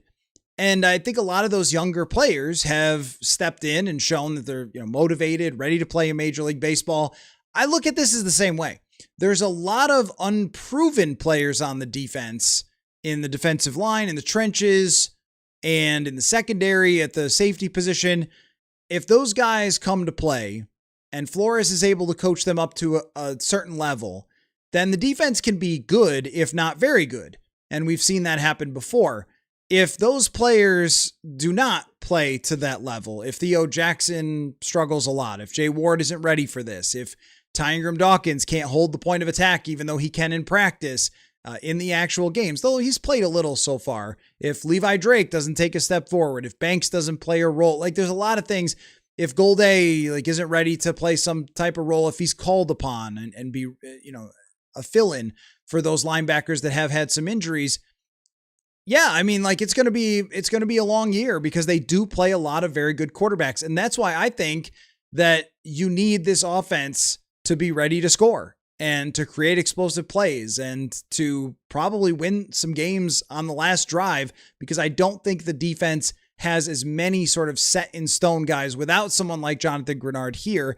And I also think if you go back to the, FanDuel question of the day, the Vikings are plus 4,000 to win the Super Bowl. But, I asked John Krasinski in an episode that's going to come out soon, just how good would this team have to look? If they're sold on a lot of those guys, then maybe adding something does make sense. If they're really sold on them early in the year, then adding something might make sense to the defensive side. But right now, those questions, I, again, would not go effed, because I think the Bears and the Packers and the Lions all have questions of their own.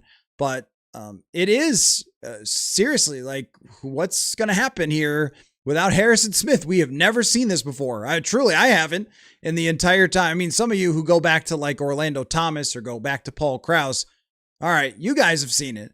But I have not covered a game where Harrison Smith was not a Minnesota Viking since I moved here. Jim, with all the QB coverage still having, it would be a scream if Arizona made the playoffs. Okay, that would be funny. Yes, I don't think that's going to happen, but that would be funny. Rob, Flores tipped his hand on Ingram Dawkins last season when he gave Ty as many snaps as a rookie as he gave Turner. Clearly they liked him. Yeah. Different circumstances, because Turner didn't get the snaps because Grenard and Van Ginkel were freaking amazing in 2024. That was not the case for Hargrave and Allen. I think Ty really earned them, but you're right. I agree. I do agree that they started looking like they wanted Ty on the field.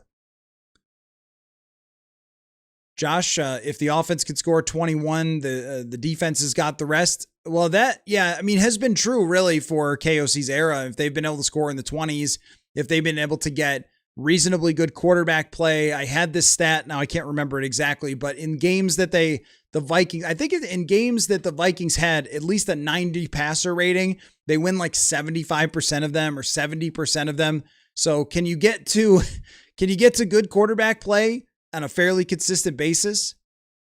First name, last name. Who do you think gets more playtime this year, Bartholomew or Bredesen? I'm going to go Bredesen. I think that Bredesen, now Bartholomew could be in the mix, and I really like what I've seen so far, but I think Bredesen's really a part of this thing, that you can move him around a lot.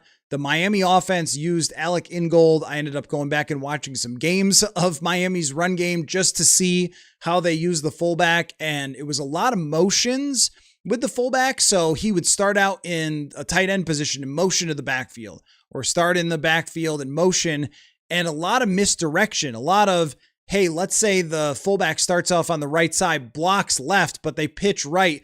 So the linebacker follows the tight end / fullback. They use them in a lot of creative ways in Miami, which I think that they're going to use Bredesen here. And he just looks really good to me. I'll admit, sometimes people will say, man, that Purple Insider, he's biased. It's true about fullbacks. It's absolutely true about fullbacks that I love to see him out there. I think it is such a freaking good weapon. I think that a fullback is such a great weapon. Who on the other side with these 230-pound linebackers and 2 deep safeties wants to see a fullback plowing downhill? Nobody. Nobody on defense wants to see a fullback in the game. So I do think they're going to use him a lot. And Bartholomew's there a little bit break glass in case of emergency or red zone. Could see him, but I'd be pretty surprised if Bartholomew got more than like 10 catches this year. If someone gets hurt though, he's next man up, and he is really impressed. I think there's something there for the future. It's just this year. I mean, it's TJ Hawkinson, it's Josh Oliver, but he might have to play. Got to be ready. Who was it with the baby carrot? Is that Urosic whose grandpa invented the baby carrot or whatever? You just see baby carrot in the chat, and I can't remember which player that is. Josh, will Kyler with his legs score more touchdowns than your starting running back? Man, if he does, then it's a problem. I think that he could, but I think that you want KOC to give the ball to Jordan Mason in the red zone. I really think you want that to happen. And in past years, I've thought, come on now. But maybe this will be the year that they, pound it down people's throats. The offensive line being healthy and looking pretty solid is a huge factor for that, though. Kyler has run for a lot of touchdowns. I don't know if in the red zone he's always done it, though, a lot. Karen, I appreciate you defending me to other people. It's not necessary. It's all right. I mean, I'm perfectly fine with other people having different opinions than mine.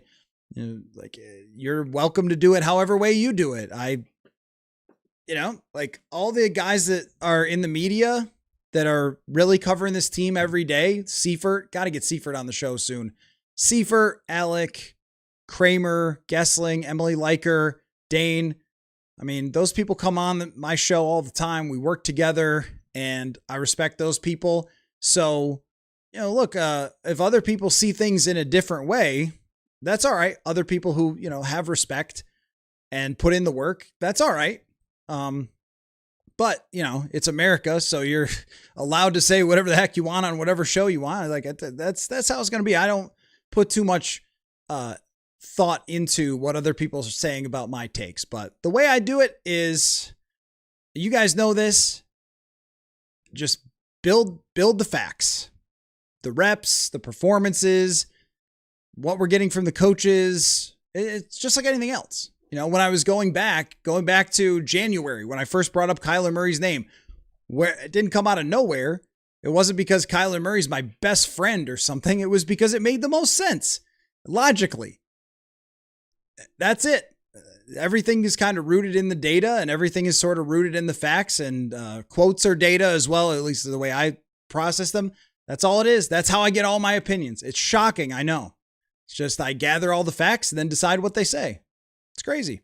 Got to tell you about our I did give the FanDuel question of the day again, right? But if I didn't, I asked Johnny K in a podcast that's coming out soon. Vikings are plus 4,000 to win the Super Bowl. I asked him, how good would this team have to be in camp for you to think about a move if you were Nolan Teasley, and then in the season as well? But really, at the end of camp, would you have to be over the moon with your franchise to think, what, we should add to this thing? So that's the question of the day. Also want to tell you about my friends at Brooklyn Betting. just cannot thank them enough for changing my life with the Aurora Luxe mattress. They sent it here, and the minute I laid down on that thing, my life was different because my sleep is better, the spine is supported, I wake up with a lot more energy, and you could just tell that it's intentional the way that they built this, and it's solid and built to last. It's not mass produced. It's not some sort of disposable piece of foam that they mail to you. Now this is it's built here in America, and you can really tell how well it is crafted. So what I like about it is that we got exactly the right size that we wanted. Size, comfort, all those things. And they offer all sorts of mattresses for every sleep style and even hard to find sizes. So with Brooklyn Bedding, I'm not going to need this, but if you did yourself, they have a 120-night comfort trial where if you're not that comfortable, you're not feeling right, then you could swap it and get exactly what you want or return the mattress hassle-free. Go to brooklynbedding.com and use my promo code PURPLE for checkout. 30% off site-wide for their back-to-school sale. That is a ton. 30% off when you're looking at bedding is pretty good. brooklynbedding.com, and the promo code is PURPLE. And I've mentioned to you a bunch of times, Brooklyn Bedding is a sponsor, sending the mattress and just really being so great to us with the communication and everything else to get the right mattress for us. It makes you feel like you matter and that they went the extra step. And if you're a hiring manager, you want people who are going to go the extra step. That is, you can be found by using ZipRecruiter. The people who are going to go the extra step. They have a new feature that shows you the most interested and qualified candidates so you get the right people faster. They have powerful matching technology that finds qualified candidates quicker, and those candidates can tell you in their own words why they're interested. So try ZipRecruiter today. Meet great candidates who will go the extra step for your job. 4 out of every 5 employers who post to ZipRecruiter get a quality candidate within the first day. Try it for free today. ZipRecruiter.com/audio. That is ZipRecruiter.com/audio. Meet your match on ZipRecruiter. Okay, back to the chat. Jay says, mid-season, if Kyler's not performing well, will everyone say if Kyler had more reps during camp? Oh, well, I mean, they always do stuff like that. Yeah, everyone says that's, yeah. I mean, in 2022, the Vikings started out the season really great, and they won 13 games, and KOC didn't play anyone in preseason. But in 2023, they started out slow, and people asked incessantly to KOC, why didn't you play anyone in the preseason? So that we always do that. We reverse engineer after we get the results that somebody must have done something wrong. I will say this, that the night practice is coming up. That is a big one for everybody involved. If the quarterback competition is really still on, then I would expect it to carry on through maybe even the first preseason game if it's really still on. If it's not, I think that they should do it within the next couple days because you have these sections of the training camp. The first one is welcome back, everybody. No pads yet. Let's all remember what the offense looks like, and off we go. The next is, hey, remember what it's like to be in pads again? And honestly, it wasn't a great practice when they put the pads on. And then they got another padded practice, looked better. Today was still kind of joggy and not, perfectly great for the offense, so forth. We're still in the early part of that getting the offense down for everybody, whether it's JJ or Kyler or, Donovan Jackson, like everybody.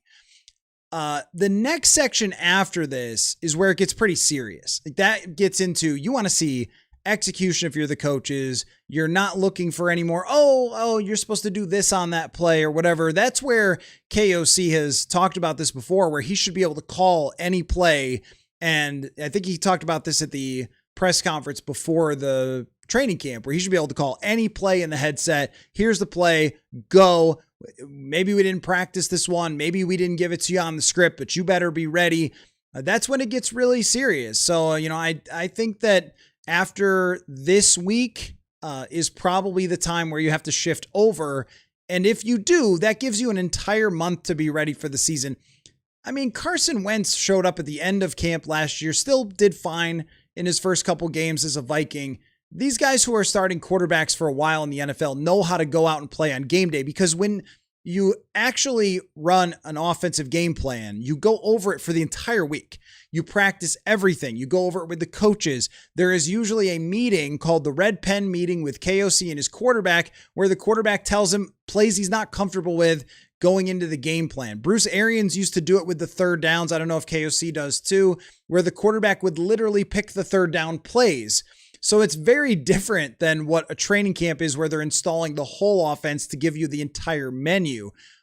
Still, though, you'd like a month for that to settle in for Kyler Murray if he is indeed the starter.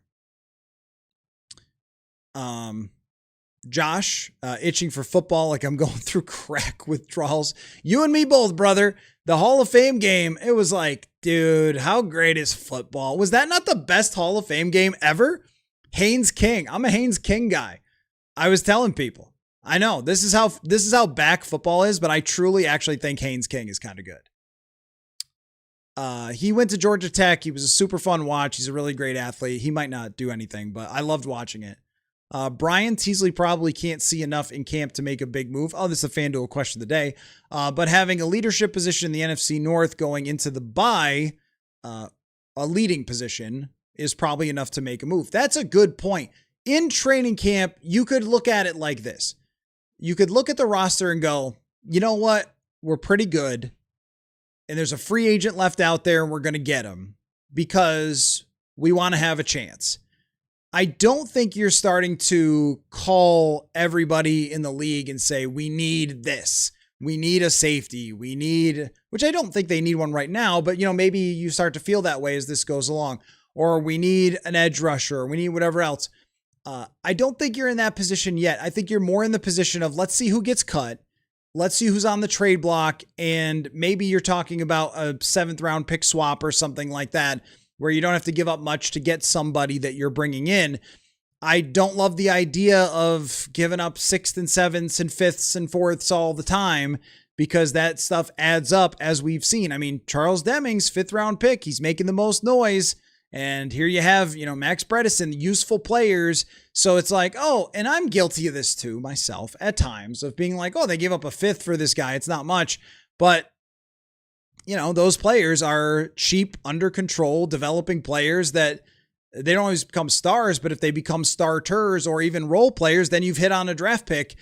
So I don't want to see Nolan Teasley send out too much, but I would like him to get an assessment done by the end of the camp and really say, how good do I think the Minnesota Vikings are going to be? And then make a decision of whether to add off of that. Mike, around what date does the Vikings organization announce its depth chart? Well, they announce it before the preseason game, but it is very unofficial. So you have to keep that in mind. Thank you, Greg. I appreciate that.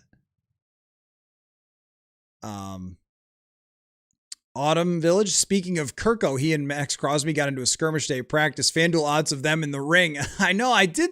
I saw that headline and I went, what?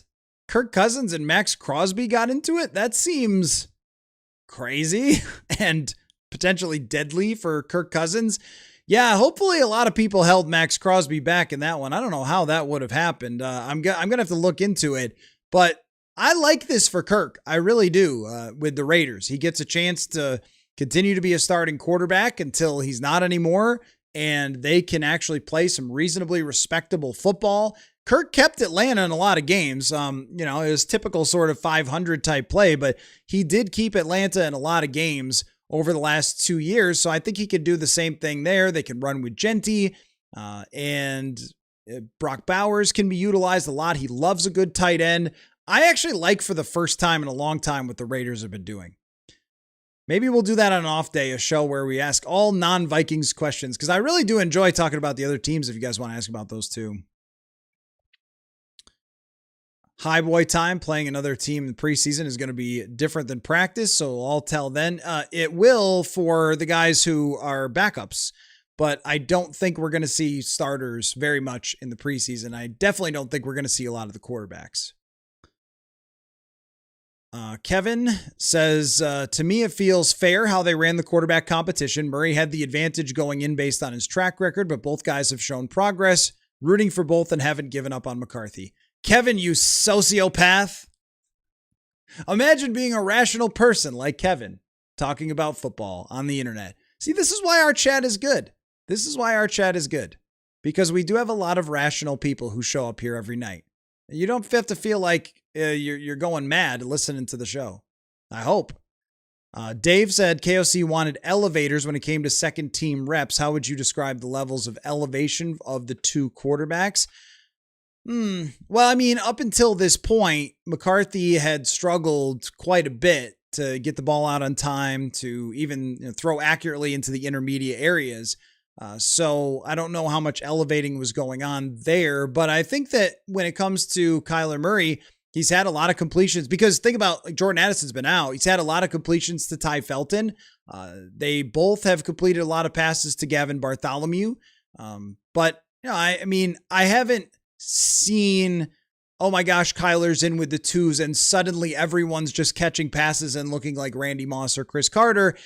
But it's been competent when Kyler has had to go in with the twos. It's just that he's been with the ones a lot more throughout this training camp. So I haven't seen McCarthy elevating these players.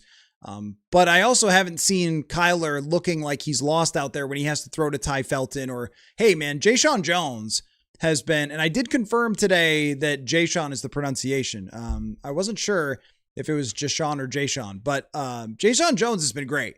Like he has had, and I was trying to catch up with Jayshon Jones today, and I was talking to Xavier Scott when Jones left the field, literally like last guy off the field. I mean, so he has worked really hard, and he's somebody I'll be watching closely during training camp for sure. Okay, then, how is the O-line looking? Been on my mind that we need an upgrade at center to be really competitive. I don't know if they need it to be competitive. If you have the 16th best center in the league, you're probably okay when it comes to pass protection. And if you have, somebody who is top 10 in their ability to run your team's offense, which I think that Brandel that's where he's really good, is getting his guys, all pulling in the same direction, getting the calls out, working with his quarterback. Like, that's been something that I think Brandel is probably a plus at with those things. But I mean, the center position, the way it works in the NFL, is kind of like linebacker, where the top 5 to 7 guys are big time needle movers. They are awesome. They're a threat to the opponent. And then you have this second tier or third tier of centers where you really just get everybody lined up, be good in pass protection, good enough to survive. And then it's really about the rest of the line when it comes to the blocking and how well it's set up. And I think Brandel can be, and then you have another group that is a total liability. And I think Brandel can be in the second group, as he was for a good portion of last season. But it's something that, like, how many offensive lines are going to have 5 out of 5? I've always believed that you can manage one. If you have one weakness, you can manage it. If you have 2 or 3, if you have 2, you're going to have some trouble. If you have 3, you're in a lot of trouble. So if he is the only weakness, and he's doing a good job from an intellectual standpoint, I think that you could be all right with him. And look, I mean, he was not bad last year, not terrible by any means. Daniel, the defense looks ahead again in camp for the 100,000th straight year, my friend. It always happens. It always happens. High boy time. If they both get hurt in preseason, they get Wentz. Yeah, that's why they're not going to play very much. Yep, that's why they're not going to play very much.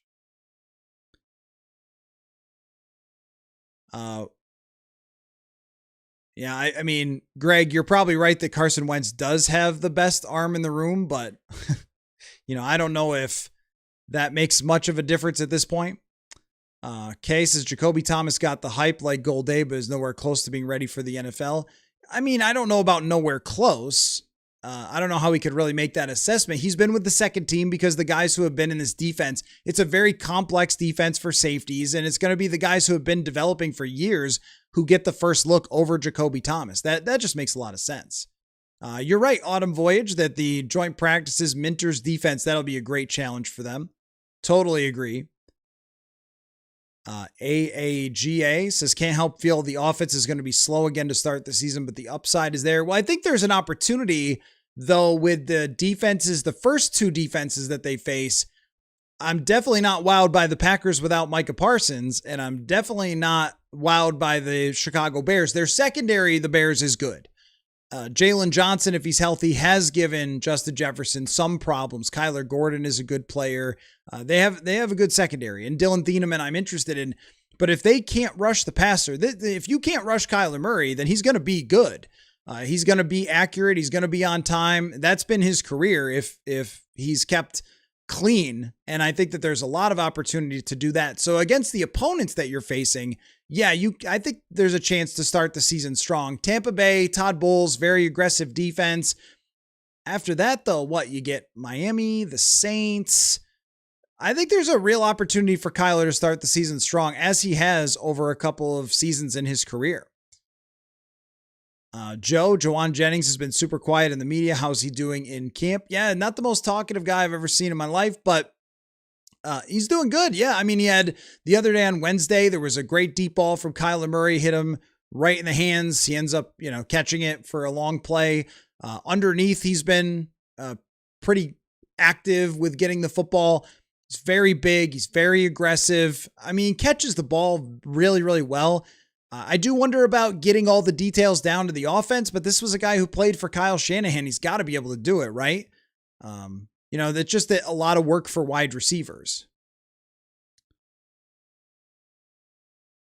Jared, watching back from the beginning. Oh, yeah. Wanted to say that Jamal Adams is the perfect Flores player. I don't expect a ton from him, but he could fill 3 or 4 small roles and make things easier. Yeah, I mean, I have no issue with having a guy like that who has so much experience. It's just that there is a threshold at some point to, you don't want to play him that much.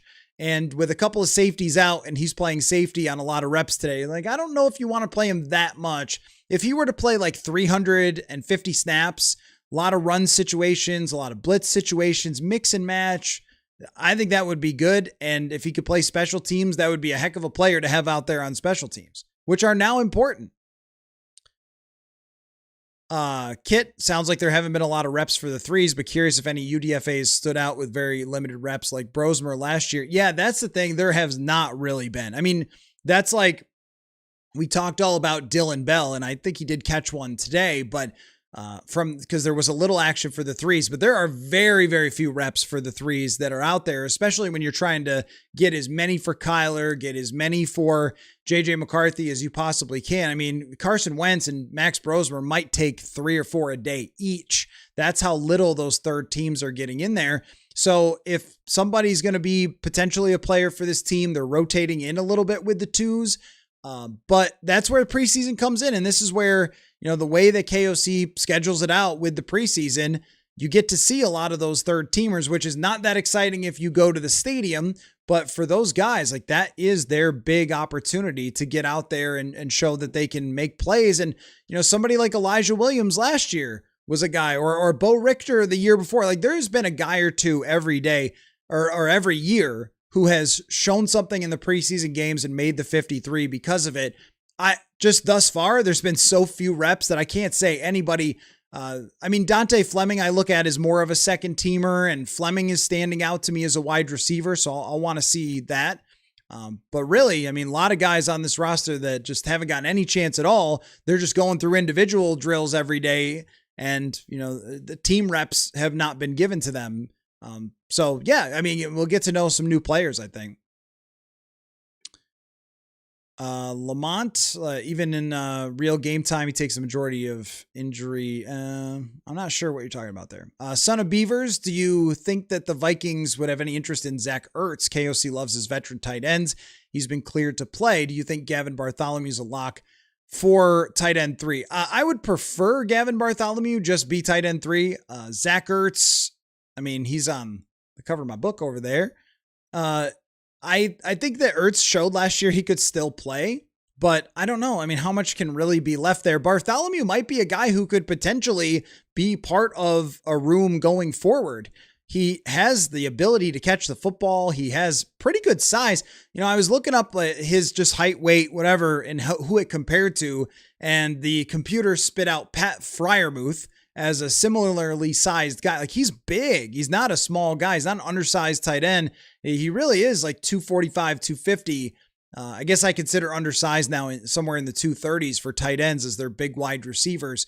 But I think that I would much rather see Bartholomew, and you have maybe Urosic on the practice squad as somebody you could bump up if as a blocker, use Bredesen as a blocker. probably not unless there was an injury would you be looking at a veteran tight end, at least for now.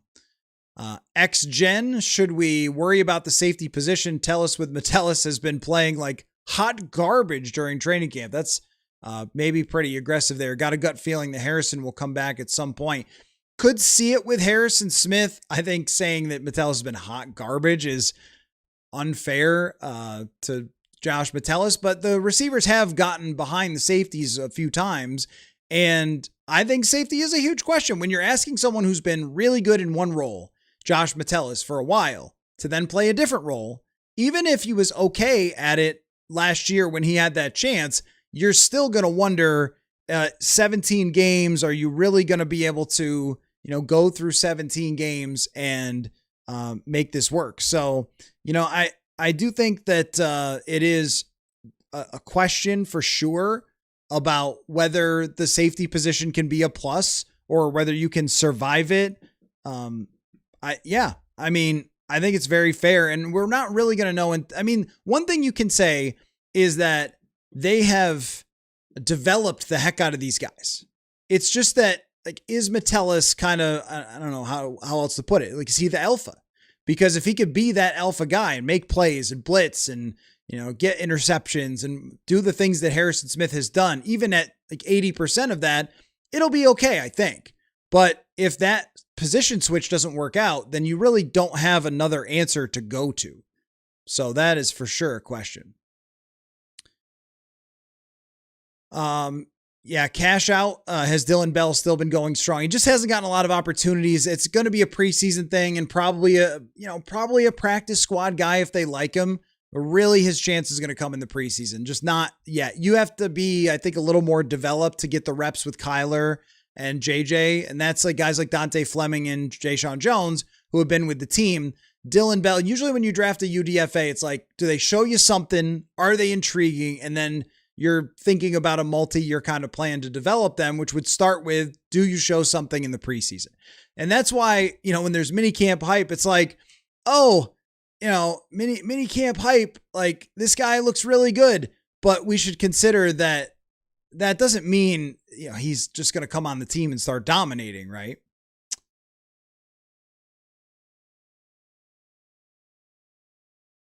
Let's see. Axton, still concerned about the offensive line and its depth.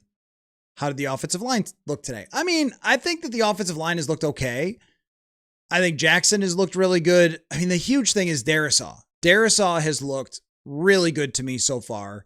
And Will Fries has looked like much farther along than where he was last year. So I think the offensive line looks completely fine at this moment. The depth that you're talking about, interior, is where I have the concern. Interior is where I've thought, I don't know. Is there another person that you could potentially add at the interior? But it's not easy to do. It's not like there's a lot of great backup guards, but maybe there's like a veteran, someone who's got a little more experience that could potentially be brought in. I don't know, because that's where that would be the backup interior, but you are asking for like backup offensive linemen in the NFL. It's not like there's a million of them running around. So Vikings fans are always going to have major concerns about the offensive line. I would just say that when they had 4 out of 5 starters last year, they were a good offensive line. And I really think they can be. I don't think they're top 5, but I think that they can be a very good offensive line this year. Okay, so I agree with you, Axton. The toughest stretch of the schedule in November is really, really tough. Yep, I agree.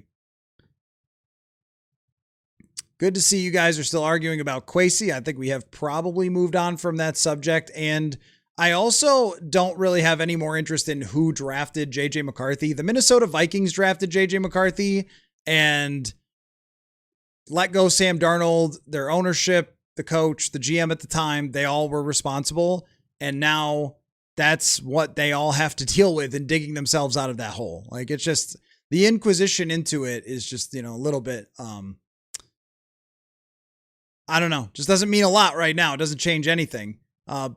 Bumaclat, who is the next most realistic extension? To me, it's Blake Cashman, but we have kind of got to this point where that's not happening. And if it doesn't happen soon, There hasn't been any buzz for it. There hasn't been any real discussion for it. And Isaiah Rodgers would be the same thing. So I think that those guys are probably going to play it out over the coming year. And then Nolan Teasley. And if I'm Nolan Teasley, the only obvious extension that I would want to give out would be Brian O'Neill, because I would want to have max amount of flexibility for myself if I was Nolan Teasley.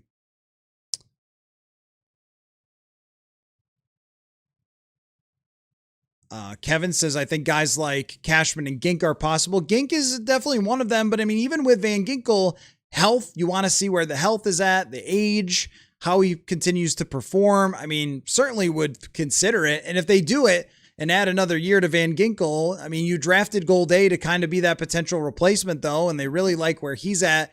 I also think with this team, going into the final year of guys who are, in their late 20s or early 30s, it doesn't mean they're going to leave. We all thought Aaron Jones and Hawkinson were going to leave.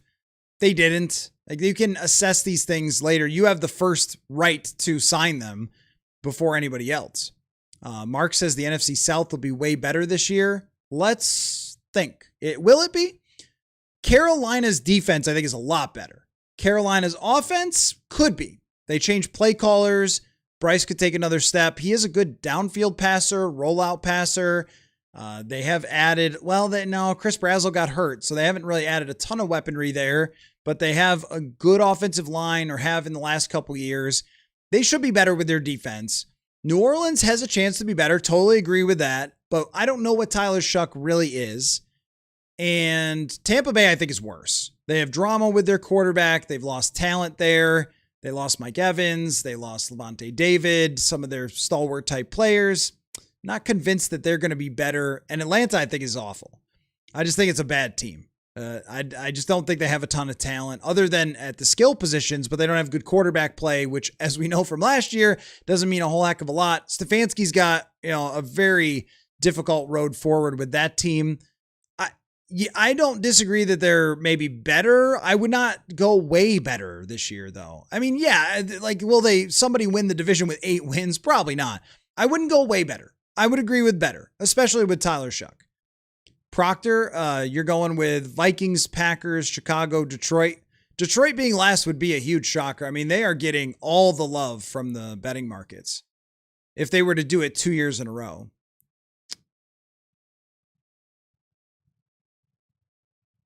Mike's safety position is terrifying given Metellus is playing deep, too slow for that role. I've been concerned about the long speed. Also, the guy developed his body to play in the box for the last couple years. It is a major question mark for sure. We'll have to see it play out, but at very least they have guys that are in this defense for a long period of time. Corey says, we're going to see what's what after joint practices. Don't want to hear any complaints because he isn't ready. And you know who, I'm not sure what you're talking about exactly, but I mean, joint practices, I think those are going to be, I think it's going to be long decided before then who the quarterback is. And those will still be a huge evaluation tool, but the question mark will be a little bit different, I think, than it was last year, where we were still trying to figure out who in the world is JJ McCarthy going to be. And then when he shows that, we go, oh, okay, there's the first round draft pick. With Kyler Murray, I'm going to weigh it a heck of a lot less. And clearly I should have last year, but I'm going to weigh it a heck of a lot less just because the guy's been in the league already. We've seen him in the NFL already. We know there's certain things that he can do that if he has bad practices, well, he is going to be probably a volatile player at times. But that'll be a good judgment of just how strong this team could be because you're practicing against a really strong Baltimore Ravens team. Jared, did I get a free bet from the sponsor? I did. Yes. Brooklyn Betting. They did send me the mattress to try out. And honestly, I mean, I really mean this. It's awesome. I'm not just saying that, like, it is awesome. And yes, that is a really good benefit of having the show, and super nice for them to do that. Absolutely. Axton says McCarthy needs several more seasons of game experience before we know for sure. Yep. And you just, the opportunity may come this year to get more game experience. If it doesn't, it may come down the road. I have no idea which way that's going to go. If it does, I think someday we're going to see him as a starting quarterback. I just don't know where it's going to be. Mark says the Vikings defense is less talented than last year. I mean, with Grenard gone, it's hard to disagree with you on that.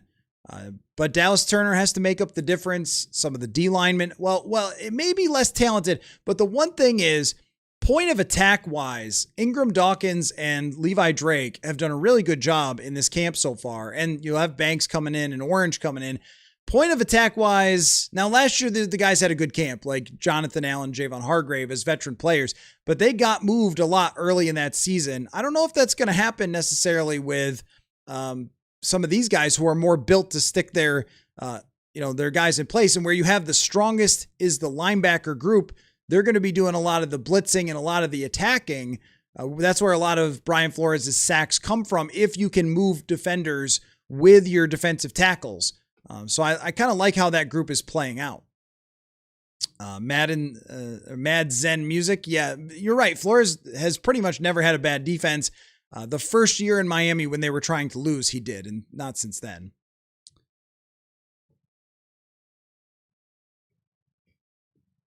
All right. Well, how about this? We'll probably just call it a night, and we'll see what happens tomorrow. I've almost gotten all the way to the end of the chat, just making sure that I'm not missing anything. You're right, Sam. The team is too good to let a quarterback who needs this much development derail the season. Yeah, I agree with that. Proctor, trade Addison before the deadline for a first, second, and third round pick. Yeah, that'd be great. I don't think they're going to get that much, and they're not going to do something like that unless it's completely come apart. Mark says the Jaguars will go to the Super Bowl before the Vikings. Could be. I mean, last year was probably their best chance. CJ Ham is the man. How do you think the KOC stat changes if they didn't hire his first DC? You're talking about, what you mean with Ed Donatel? How much it might be different? Yeah. I think about that all the time if they would have a playoff win, but that was a mistake on his point.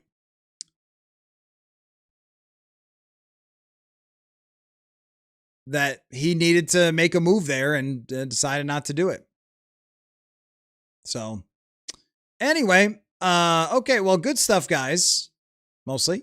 And I mean, really, truly a very good chat today, very reasonable. And we'll just see where things go into the future. Tomorrow, I don't know. Are they going to have a lighter practice because they know it's going to be a hard practice for the night? That would be my guess, but every day I go out there, I find out something new, see something new, and never really can predict it. But I did want to ask, if you're still watching, purpleinsider.football, you could sign up for free. And if you want to sign up as a paid subscriber, you get more of my content. But, you get a little bit if you sign up for free. Got some really good stuff coming. I had 15 minutes today with Matt Daniels on a really fun subject about special teams. I had a great chat after practice with Xavier Scott that I'm going to write about, and breaking down the quarterback tiers article, what it means for the Vikings. So I got a lot of things brewing along with the training camp recaps that I write there every day. Would be absolutely honored if you signed up for that and if you subscribe to this channel as well. So thanks, everybody. A great night of football conversation. And guess what? We're going to do it tomorrow. And then here's the night practice. I'm going to go out there. I'm going to do the best I can to track it all for the night practice, run home as soon as it's over, jump on live, break it all down for you then. So it'll be a little bit after dark, but hopefully we'll have a good time and see what comes of that. So thanks everybody for watching as always, and we will catch you all later. Football.